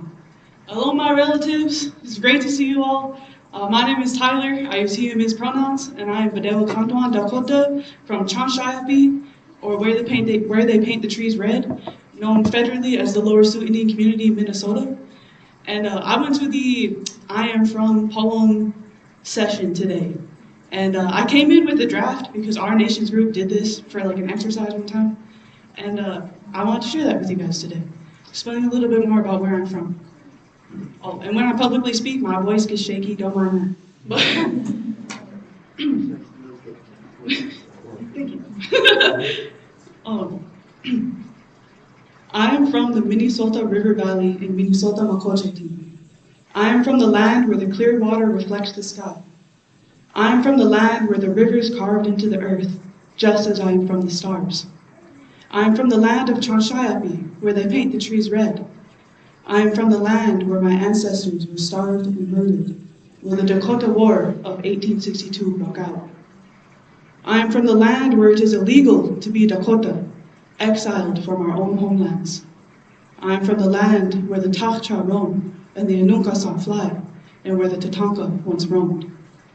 I am from the 7 generations that prayed for me, just as I pray for the 7 that will come after me.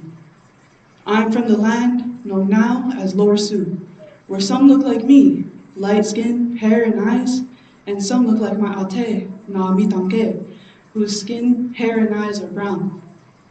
I am from the land where my relatives live, where I smell sage in the ditches and juniper in my Onkana's backyard.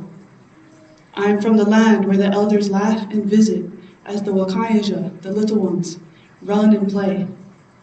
I am from the land where we still make wasna, wojapi, and wahampi, and also make pasta, burgers, and tacos. I am from the land of wild grasses and flowers, living next to fields of corn and soy. I am from the people who endured so much so that I may live today. I am from the people who are enduring so much so that those to come may live. I am from the 7 generations that prayed for me, just as I pray for the 7 that will come after me.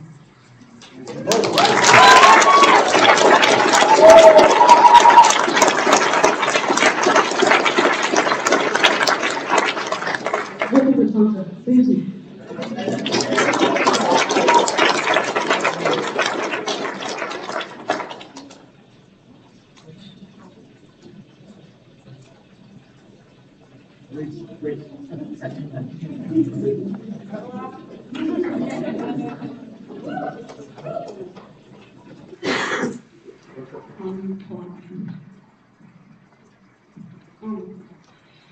Heshe Darren Jiajib Giros, Pashkira Legadas, Bunoyas Bojida or Bunoyas Mochanedas of Bogadiana, Pashki Pikiana. So in Muskogee, I just told you my name and I was introducing you, and that I've come here with full happiness. My name is Darren Berryhill, and I am Muskogee Creek in Kiowa, and I am from I'm currently in my business program at Haskell Indian Nations University, and I just wanted to come tonight, and I wanted to come tonight and share a Muskogee hymn with you. It's one of my favorites. I don't have my hymn book with me, but it has the.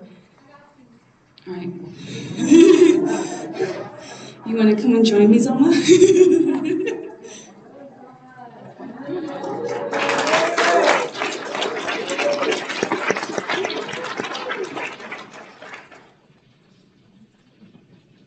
Este Zoma Wen Chahachik Bedos.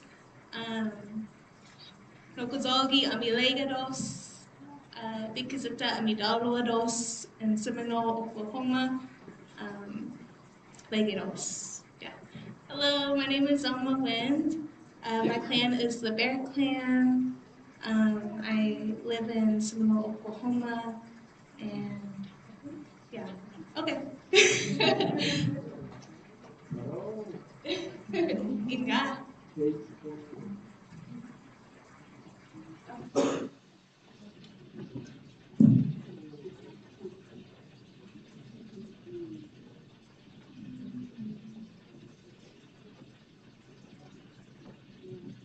We're reading in Creek.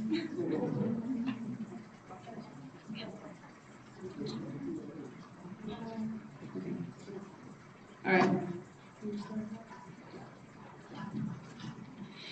All right, so on this hymn, it talks about how Jesus saved and how he's our Father, and he's the King Almighty in our lives, and it's one of my favorite hymns. I grew up singing it. I grew up in Indian Baptist churches, just to share that little fact. It's like all over Muskogee Creek Reservation now. So I'm gonna go ahead and share it. All right. Jesus spoke in Legan. Jesus spoke in Legan. Jesus spoke in Legan. Manti Hichagalis. Jesus spoke in Legan. Jesus spoke in Legan. Jesus spoke in Legan. Mati Chagalis. Miklosabagia Biana. Miklosabagia Biana. Miklosabagia Biana.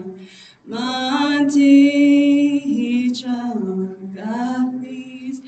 Jesus spoke in Legan. Jesus spoke in Legan. Jesus spoke in Legan. Monte Chagalis. It Milkosabagia Biana.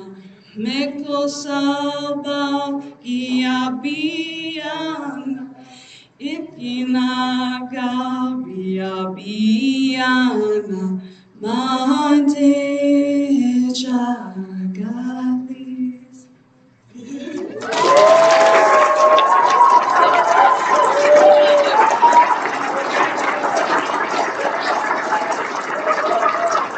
One thing about our hymns is that they were sang, most of them were sang on the Trail of Tears. And so, like, we kind of tweaked them a bit so that we could keep them. So, yeah.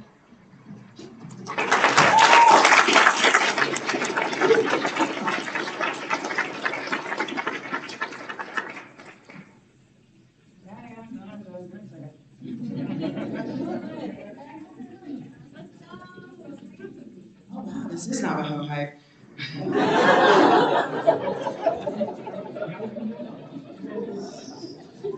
First, I have to say thank you to my auntie.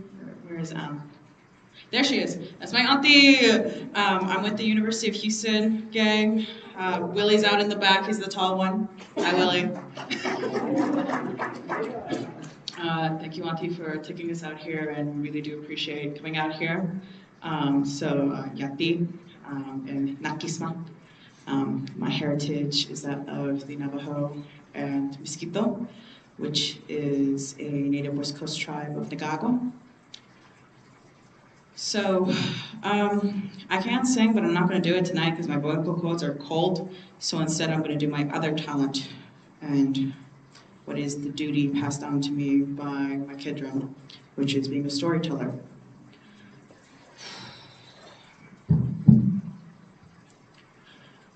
I couldn't decide which story I was going to say tonight until I realized we're in a Bible conference. So of course I have to do a love story, right? So I will, instead of my own, I will tell that of my grandparents and how I became Navajo in Miskito. My great-grandfather was a holy man. He was a missionary. He came down to Nagawa during a time period where the US wasn't safe for people like him. But he also knew that he had to do God's work. He came down with fried bread, prayers, and blessings, and the indigenous people of Nagawa, Miskito, West Coast, accepted him and embraced him as one of their own. But of course, my great-grandfather understood how politics works, and that to be truly embraced, you had to give a part of yourself. As such, he offered his firstborn son to marry the chieftain's daughter, and they accepted. My grandfather and her grew up together, neighbors, played soccer or football down there, broke bread every Sunday, prayed together since they were very young. They were happy. And then it came time for the wedding. Now, I don't know how you guys tribes do it, but down there, the marriage can take up to a year-long process because the man's gonna prove that he can actually take care of the woman. So, while during the year-long process, the final step was final blessing and prayers from that of the spiritual leaders and the political leaders as well. And a physical exam, just, you know, obligation. It wasn't supposed to be anything. They found out she was infertile and that she would never be able to have children. And something like that, after 17 years of growing up together, my grandfather was lost. He lost his best other half, and she lost him. The council and his fathers told him to take a walk, to go pray, and that they would handle it. So he did what he was told. He went down to the river and he prayed. He asked the Creator above, Lord, I don't know what you want from me. I do not know your plan, but let your will be done. The Spirit told him, my son, go walk amongst your people. Even in this time of peril, they need to see you. You will be their chief. Give them the strength that I have given to you. So he let his feet lead him. He walked past the houses. He walked past the church. He walked past the fields. He walked to the school, remembering the days that he and his aunt Love would run around the soccer fields.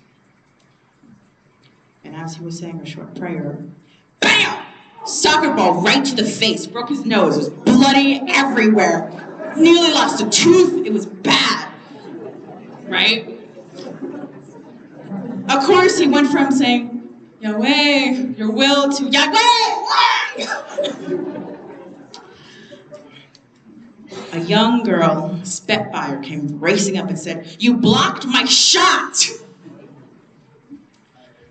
He asked, who's your mother? None of your business. Of course, all in Spanish, obviously. Well, Spanish and Miskito, that's a blend. Seeing no other option, he went back to the tribal house, trying to see if he could find a healer to patch up his nose. They told him, okay, go see the healer, we found you another wife. As he's sitting, getting his nose patched up, they come to him and they tell him, we went through what would have been your father-in-law's bloodline. 3rd generation of sons, only boys. Now, nothing against gay marriage, but kind of hard to have a kid when it's with 2 men. But they have found a female relative. The only issue is she had died of the plague. But she had a daughter who they brought in kicking and screaming and covered in mud. And the first thing she said to would her be future husband, you blocked my shot. It was about a 5-year age difference. So, of course, my grandfather had accepted the marriage, went to the bathroom, climbed out the window, and joined the Navy.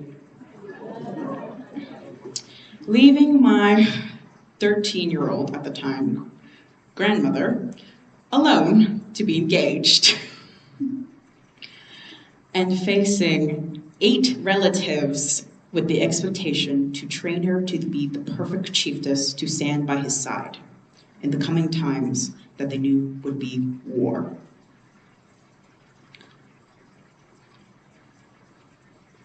When he finally came back from the Navy, after about another 4 more years, and she was about of age to get married, she was a completely different woman, and she ruled with an iron fist. A match made in heaven. They married, but, you know, they didn't really love each other at first, of course, right? But after 3 kids, she's like, I guess I like him enough. It was through their guidance. It was through their faith. It was through their divine strength that my village is still standing, even after the Nicaraguan Communist Party tried to chop off my grandmother's head. And at the end of the day, on his deathbed, he told her, I thank God that you hit me in the face with a soccer ball. Thank you.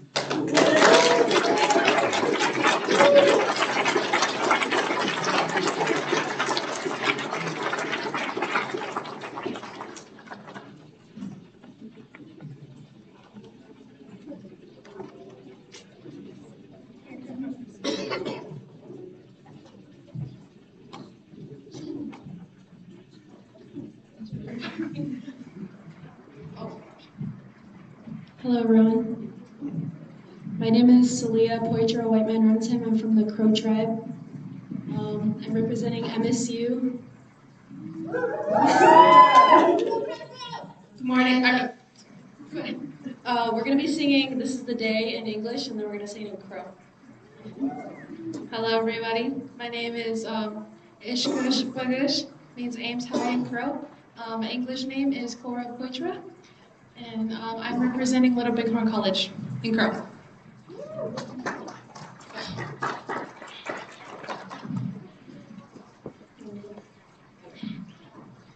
This is the day that the Lord has made, that the Lord has made.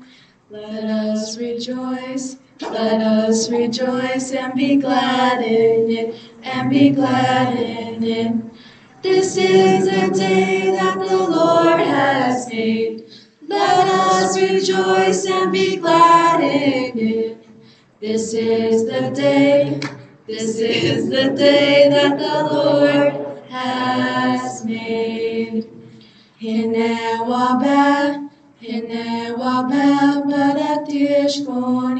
baratish konyak. Bawe kamarek, iwele lasitchik. Hine wabel, baratish konyak. Bawe kamarek, iwele lasitchik. Hine wabel, baratish konyak. Aho.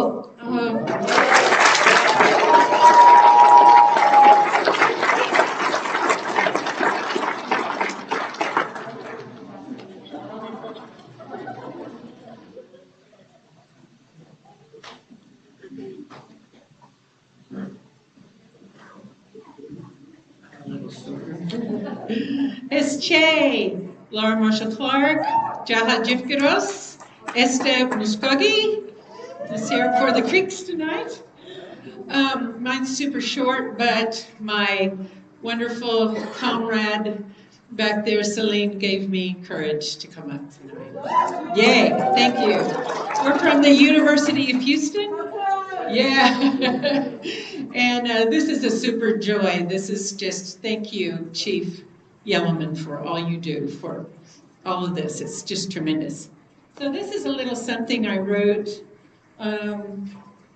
last year for something that I was doing. Actually was a chapter in a textbook for visual arts, and as much as textbooks cost, it will never be seen by anybody. But this is dedicated to a new friend, my Choctaw brother back there, and my Chickasaw Choctaw friend, Aaron, who had to go home tonight. In 2019, I took 19 Chickasaw artists to Mississippi. They were having an exhibition. It was their exhibition. And we wanted to go up the Natchez Trace because Mississippi was the original homelands of Chickasaw and Choctaw people before removal. And we were mound builders during the Mississippi cultural period, which was about 800 AD to late 1400 AD. And so this was their homeland. And so we wanted to go see the mounds. And way back in the middle of nowhere, in the middle of Mississippi, was the mother mound of the Choctaw Nation. And this was our experience. The afternoon was warm for April. Weathered wood stairs creaked under our feet to a chorus of hidden crickets.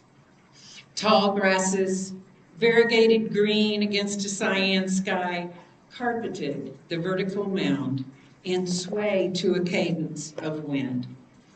No one spoke. Earth and ancestors welcomed us. The mound rose 40 feet above her meadow, near the headwaters of the Pearl River. She was nestled more than 2 centuries among Mississippi blackjacks and longleaf pines.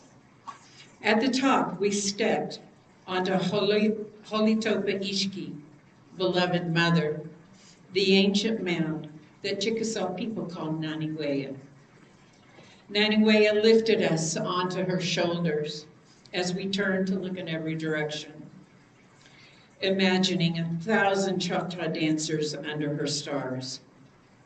We were Choctaw and Chickasaw, Muskogee and Ponca, painters, weavers, curators, writers. One by one, we offered tobacco and prayer and song for those who nursed at her breast and for those who were torn from it. Echoes faded to silence, and time opened to receive our remembrance.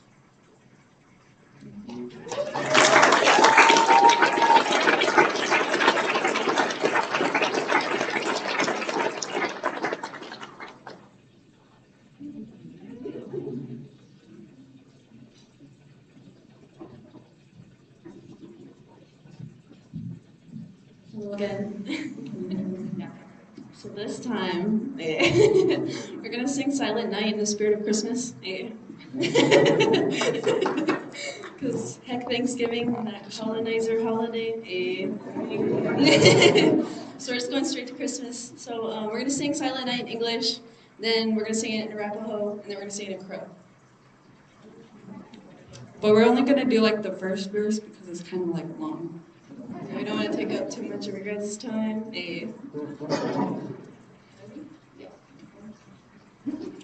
Silent night, holy night, all is calm, all is bright.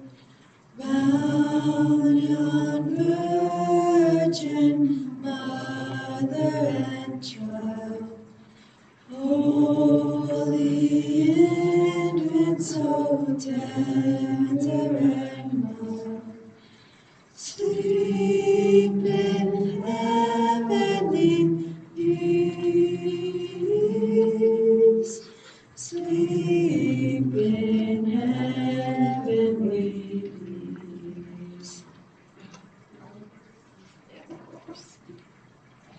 O Jabakba, Bajajisam, Kon Biyam, Dak Bishim, Dak Kadachira Sajik, Bagak Bakbal Jain Dash Gauche.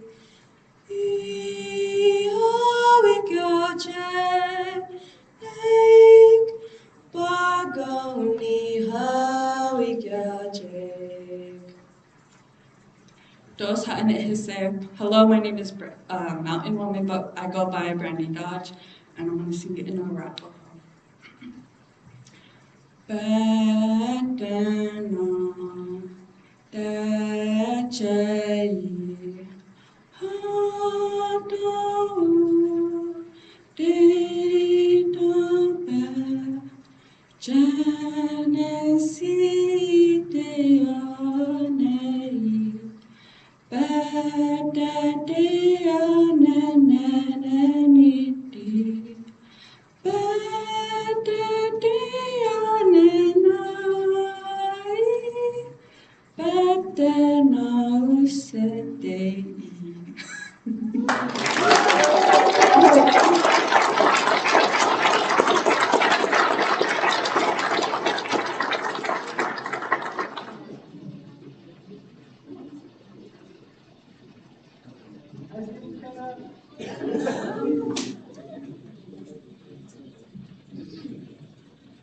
Hi, my name is Kenna, and and we're gonna sing a song for you. But first, I actually wanted to give a gift to my grandpa.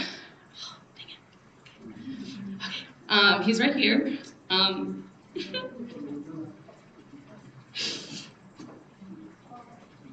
Sorry. I've never just told him how much I appreciate him and his ministry, and I think he's heard how much I appreciate him, but I've never actually just told him what he means to me. And he runs Montana Indian Ministries, Frybed Fellowship, and Powwow Ministry, and I've been helping him for years, and I learned who the Creator was and who I am through the Creator by being involved with my grandpa, and he's taught me a lot, and I still have a lot to learn from him. So he teaches kids who Creator is in a culturally and contextually relevant manner. We sing Native songs, we read the First Nations version, we encourage dancing, we encourage singing and speaking in our languages, and they don't have to choose, and that's what he teaches the kids on our reservation. So I want him to talk a little bit about that, but I got him a travel mug because he travels all over the place and he likes Pendleton, so.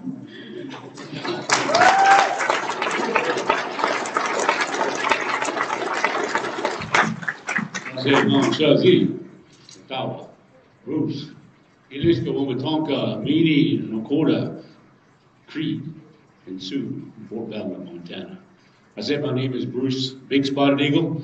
I have the privilege and the honor of living for 70 winters, if you can imagine. Young man yet. I can't wait till I get 80, because I'm going to be like Moses. I'm going to feel like I'm 20. And go tell him. Well, she's going to sing in a minute. She's gotten her brains, her beauty, and her singing voice all from me, just so you guys all know. I wanted to share real quickly, if you take me a minute, why I'm standing here today.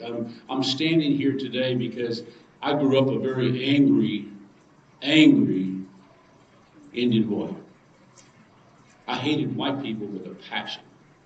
In 1969, I ran with AIM, Some of you remember them?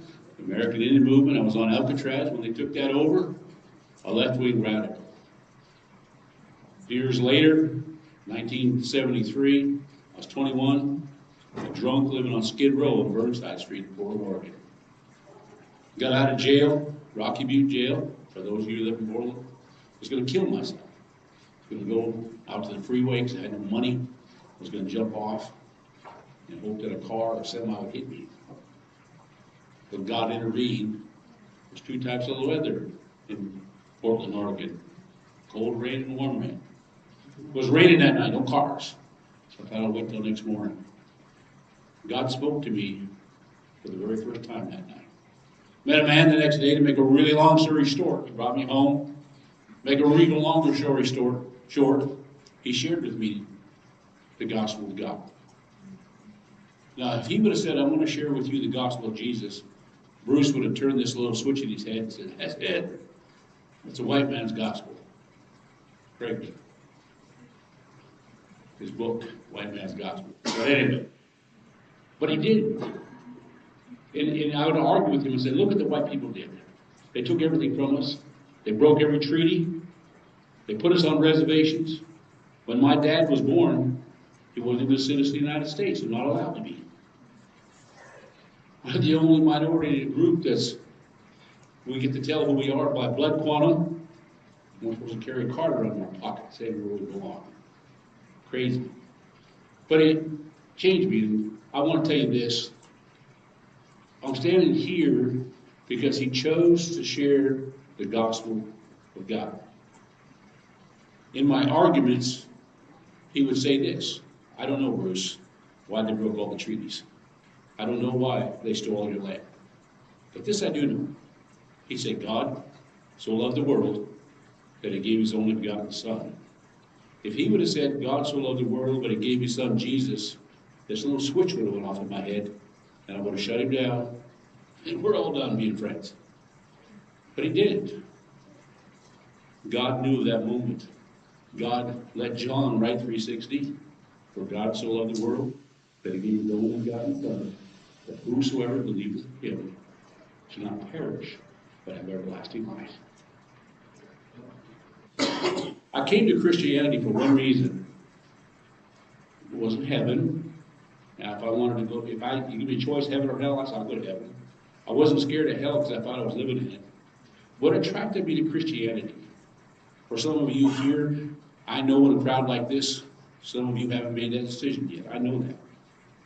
The reason I'm standing here is what attracted me to Christianity was the possibility that I would get a brand new start.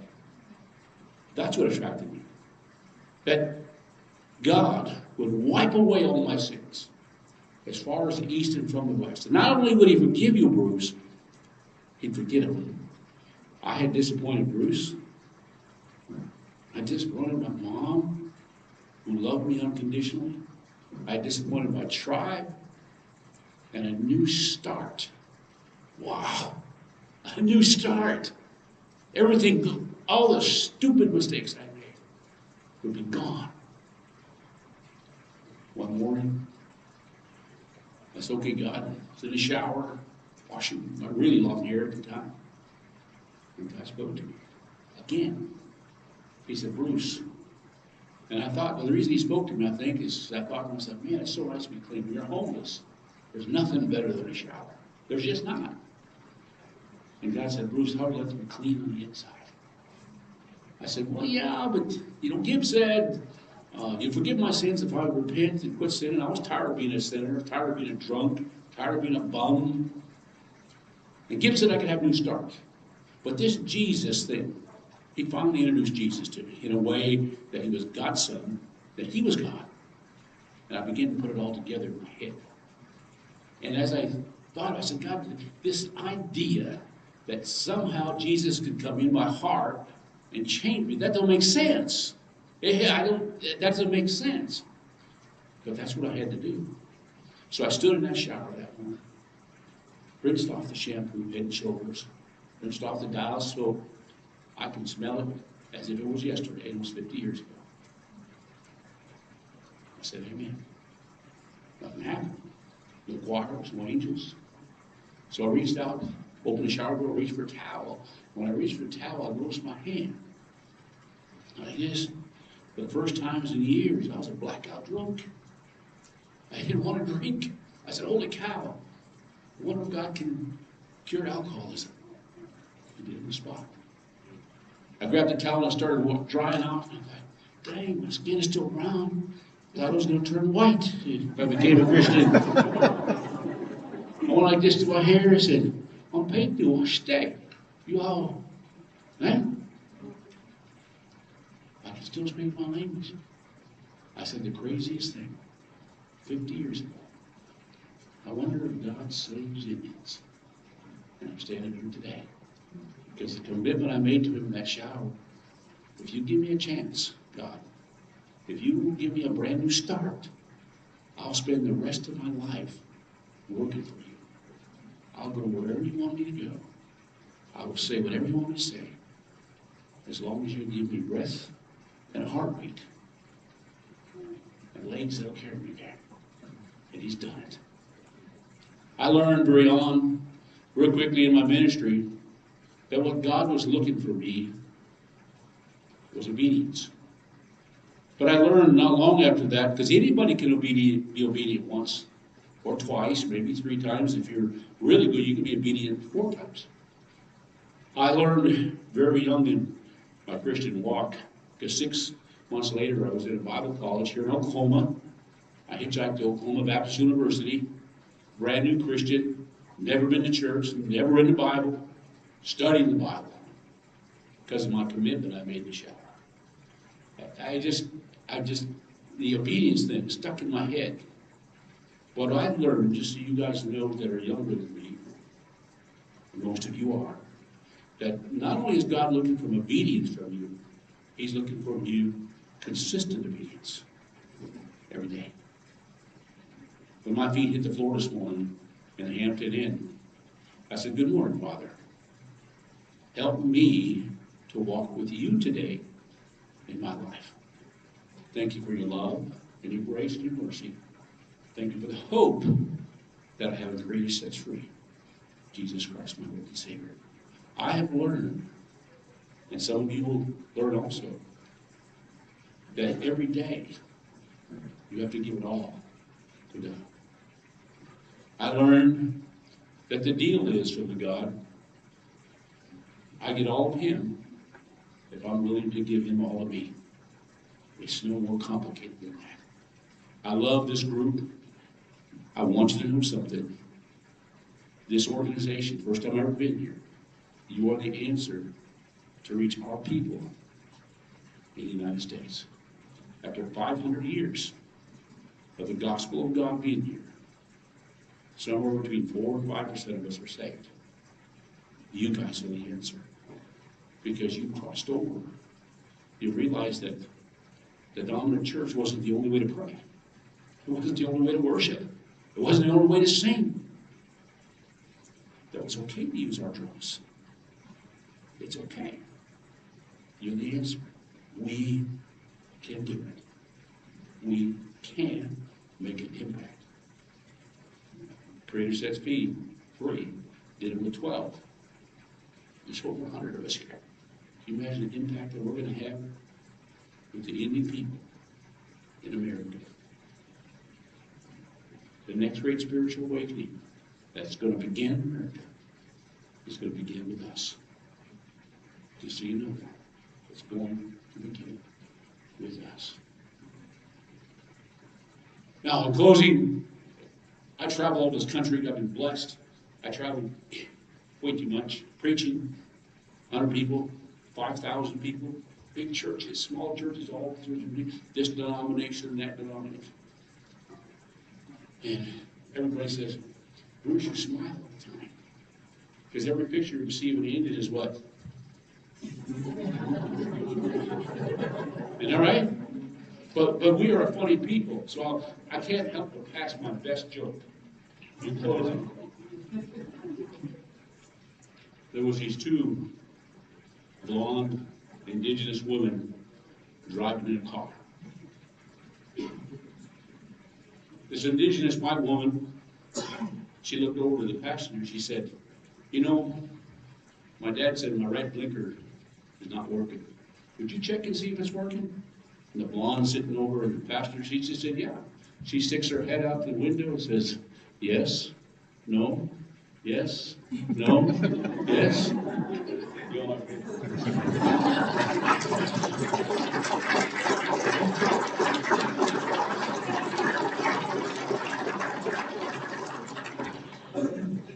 Yeah, so I'll just quickly sing a song that was written by my mom, Tanya Plummer. It's called Walking the Good Road, and it's short, so I'll just do it.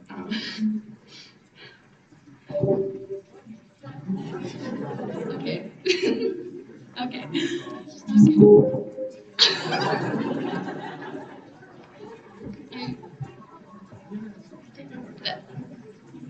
Okay, I'm just gonna go. Even if it keeps going, I'm just gonna sing. Okay. Walking the good road, hey Yahweh, hey Yahweh, you remember my name, hey Yahweh, hey Yahweh. For I know you will be with me, right beside me all the way. Nothing can separate me from your love always. Whether near or high or far, no power nor evil can be stronger than your love, my Creator, Yahweh. Walking the good road, hey Yahweh, hey Yahweh, you remember my name, hey Yahweh, hey Yahweh. Thank you.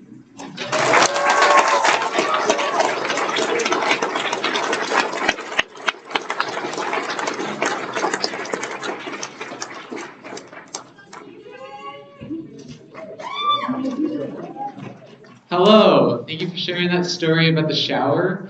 It made me really excited and want to sing a song called Purify Us by Broken Walls. So.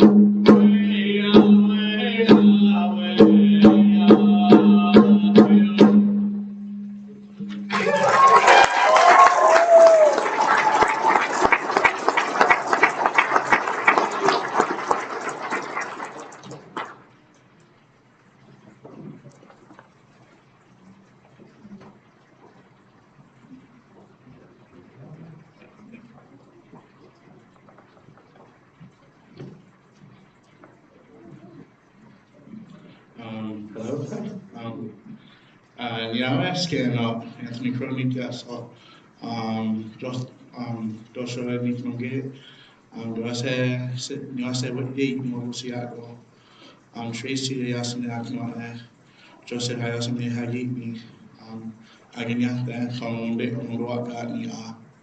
My name is Anthony Crow. I am from Buffalo. My parents are Tracy and Joseph. I am a member of the Tonawanda Band of Senecas in upstate New York, which is a member of the Iroquois Confederacy. It's been a privilege to be here and hear everybody's talents and stories and whatnot. It's also been a privilege just to be quite honest, get away from New York State in general.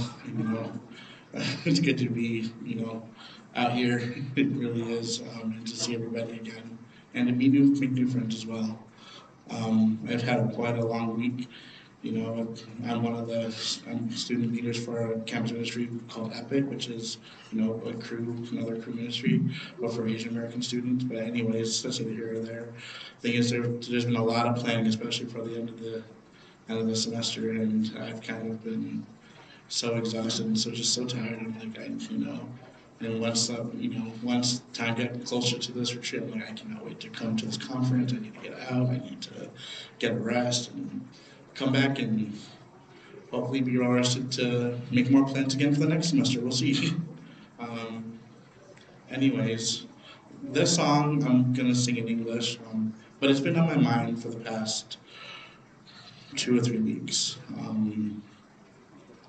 And it's a relatively well-known song. And if you know it, you're more than welcome to sing along with me. And for those of you who don't, hopefully you like it. It's called Revelation Song.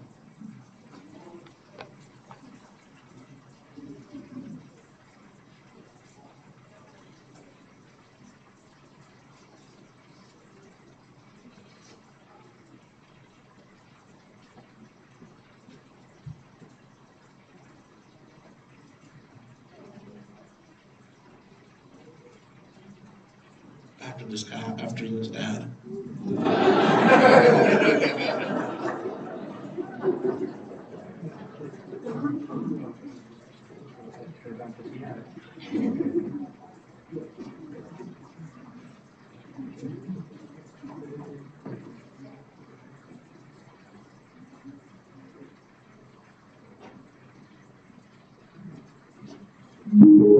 There you go.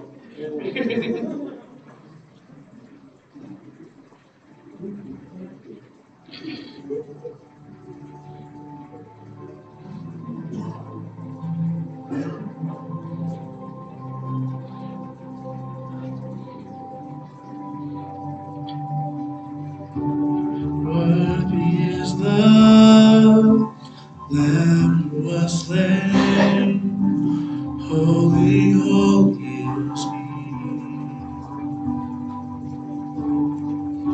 Sing a new song to Him who sits on heaven's mercy seat.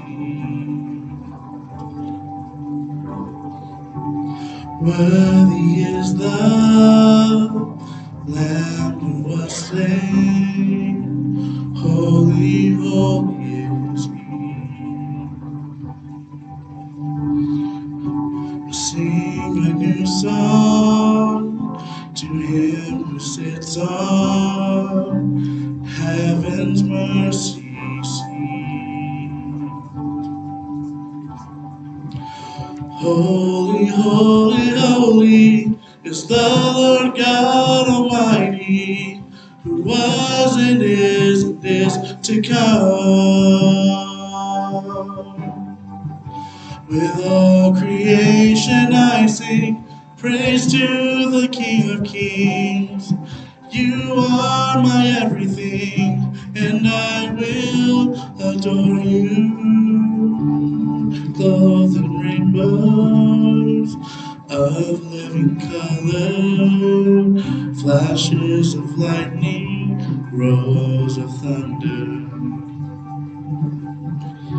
I sing in honor, strength, and glory and power be to you, the only wise King.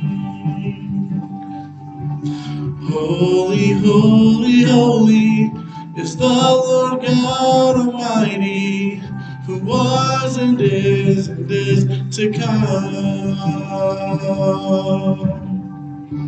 With all creation I sing praise to the King of Kings. You are my everything, and I will adore you. Holy, holy, holy is the Lord God Almighty, who was and is to come. With all creation I sing praise to the King of Kings. You are my everything, and I will adore you.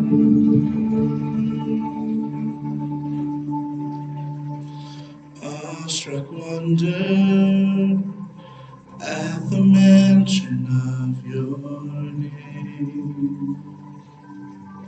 Jesus, your name is power, breath, the living water, such a marvelous mystery. Holy, holy, holy is the Lord God Almighty, who was and is to come. With all creation I sing praise to the King of Kings. You are my everything, and I will adore you. Holy, holy, holy is the Lord God Almighty, who was and is to come. With all creation I sing praise to the King of Kings. You are my everything, and I will adore you.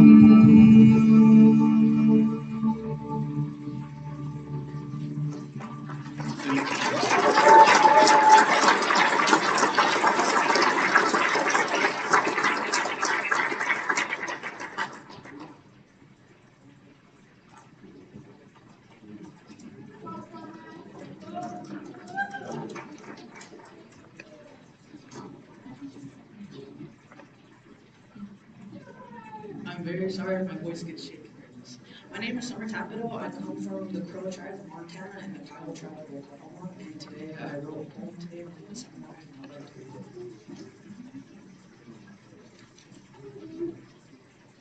it. I am from the earth, I am from the sky, I am from my mother and father, I am from those behind them. I am from the red dirt soil, I am from the Bighorn Mountains. I am from rain that creates wet dirt, I am from winds that bring me cold breeze. I am from the resilience and trauma of my people. I am from the Kiowa, I am from the Crow. I am from traditions that are alive today, and I am from traditions that have gone to sleep. I am from traditional people, I am from religious people. I'm from alcoholics, I'm from doctors. I am from the hands that carry me, and I am from the feet that couldn't walk with me. I'm from those who poured their soul into me, and I'm from those who loved me. I am from the same echoes in the day, and I am from the cicadas that talk through the night. I am the light always telling me to go home, and I am from the dead and house I am left. I am from sad loss, anxious, ridden people. I am from happy, joyous, generous people. I am from the teachings that were passed down. I am from the teachings I have lost in time. I am from the open big sky. I am from the concrete jungle. I am from the light. I am from the dark. I am from two worlds. Thank you.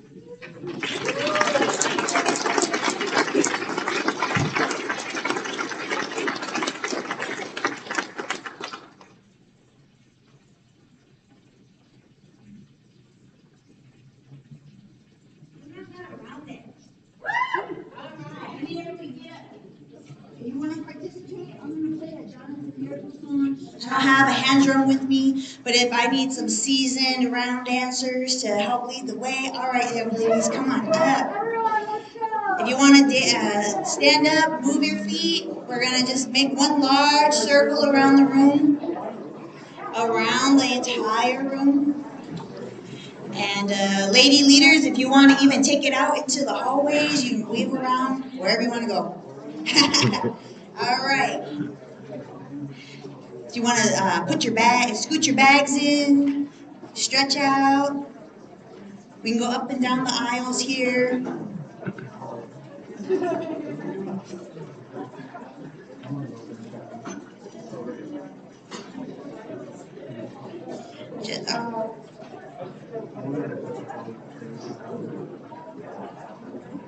All right, if you want to hold hands, you can. If we get too big and we need to go out to the hallways, we can do that too. All right, ladies and gentlemen, here we go. If you're still COVID safe, you can touch elbows. Or you can get super close and you can touch shoulders.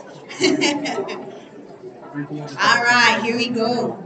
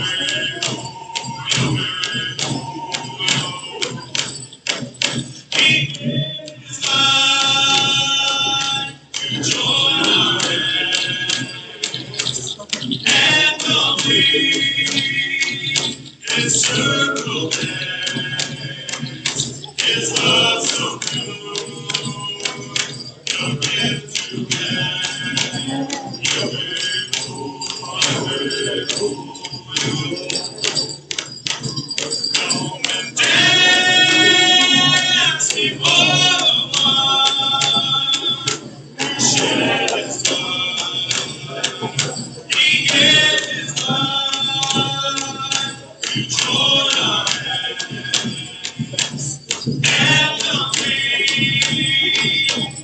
circle is love so pure. Again tonight, you're with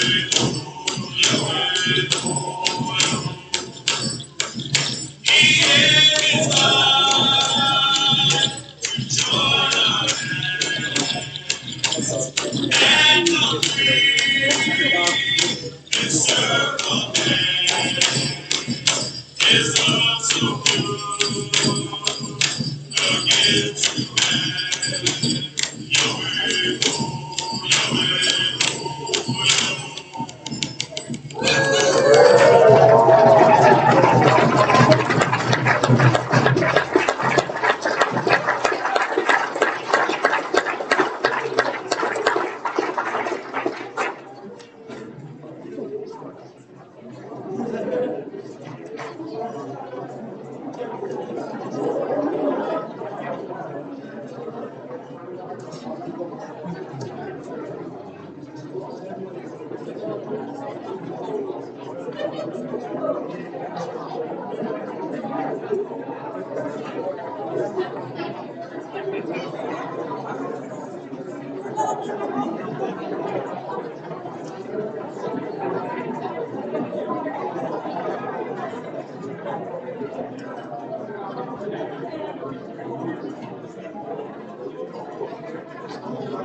Quick announcements for tomorrow. We start an hour later, so things will kick off here at 10.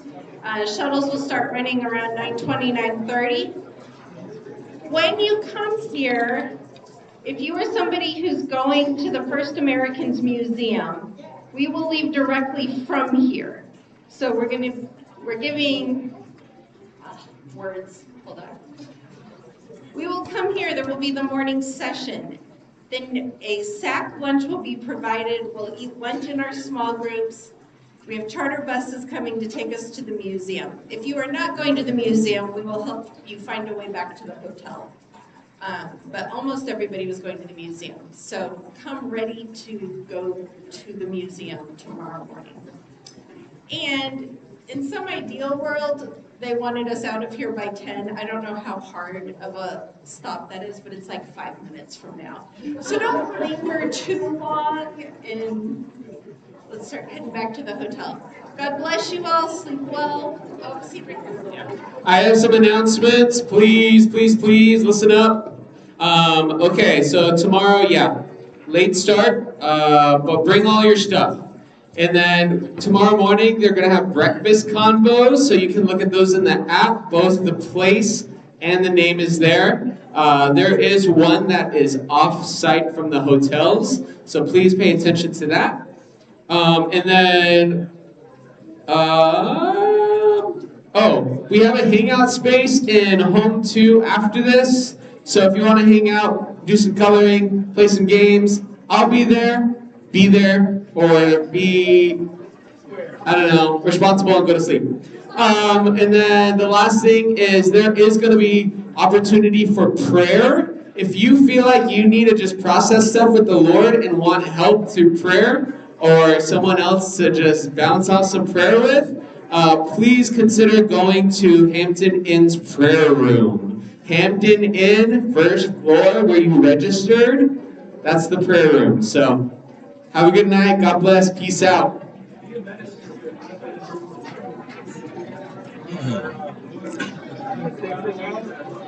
Just for a minute to kind of put stuff away. I got to turn the stream off. You're not going to do a half hour. I cut you right. No, Good night. Thank you. Yeah.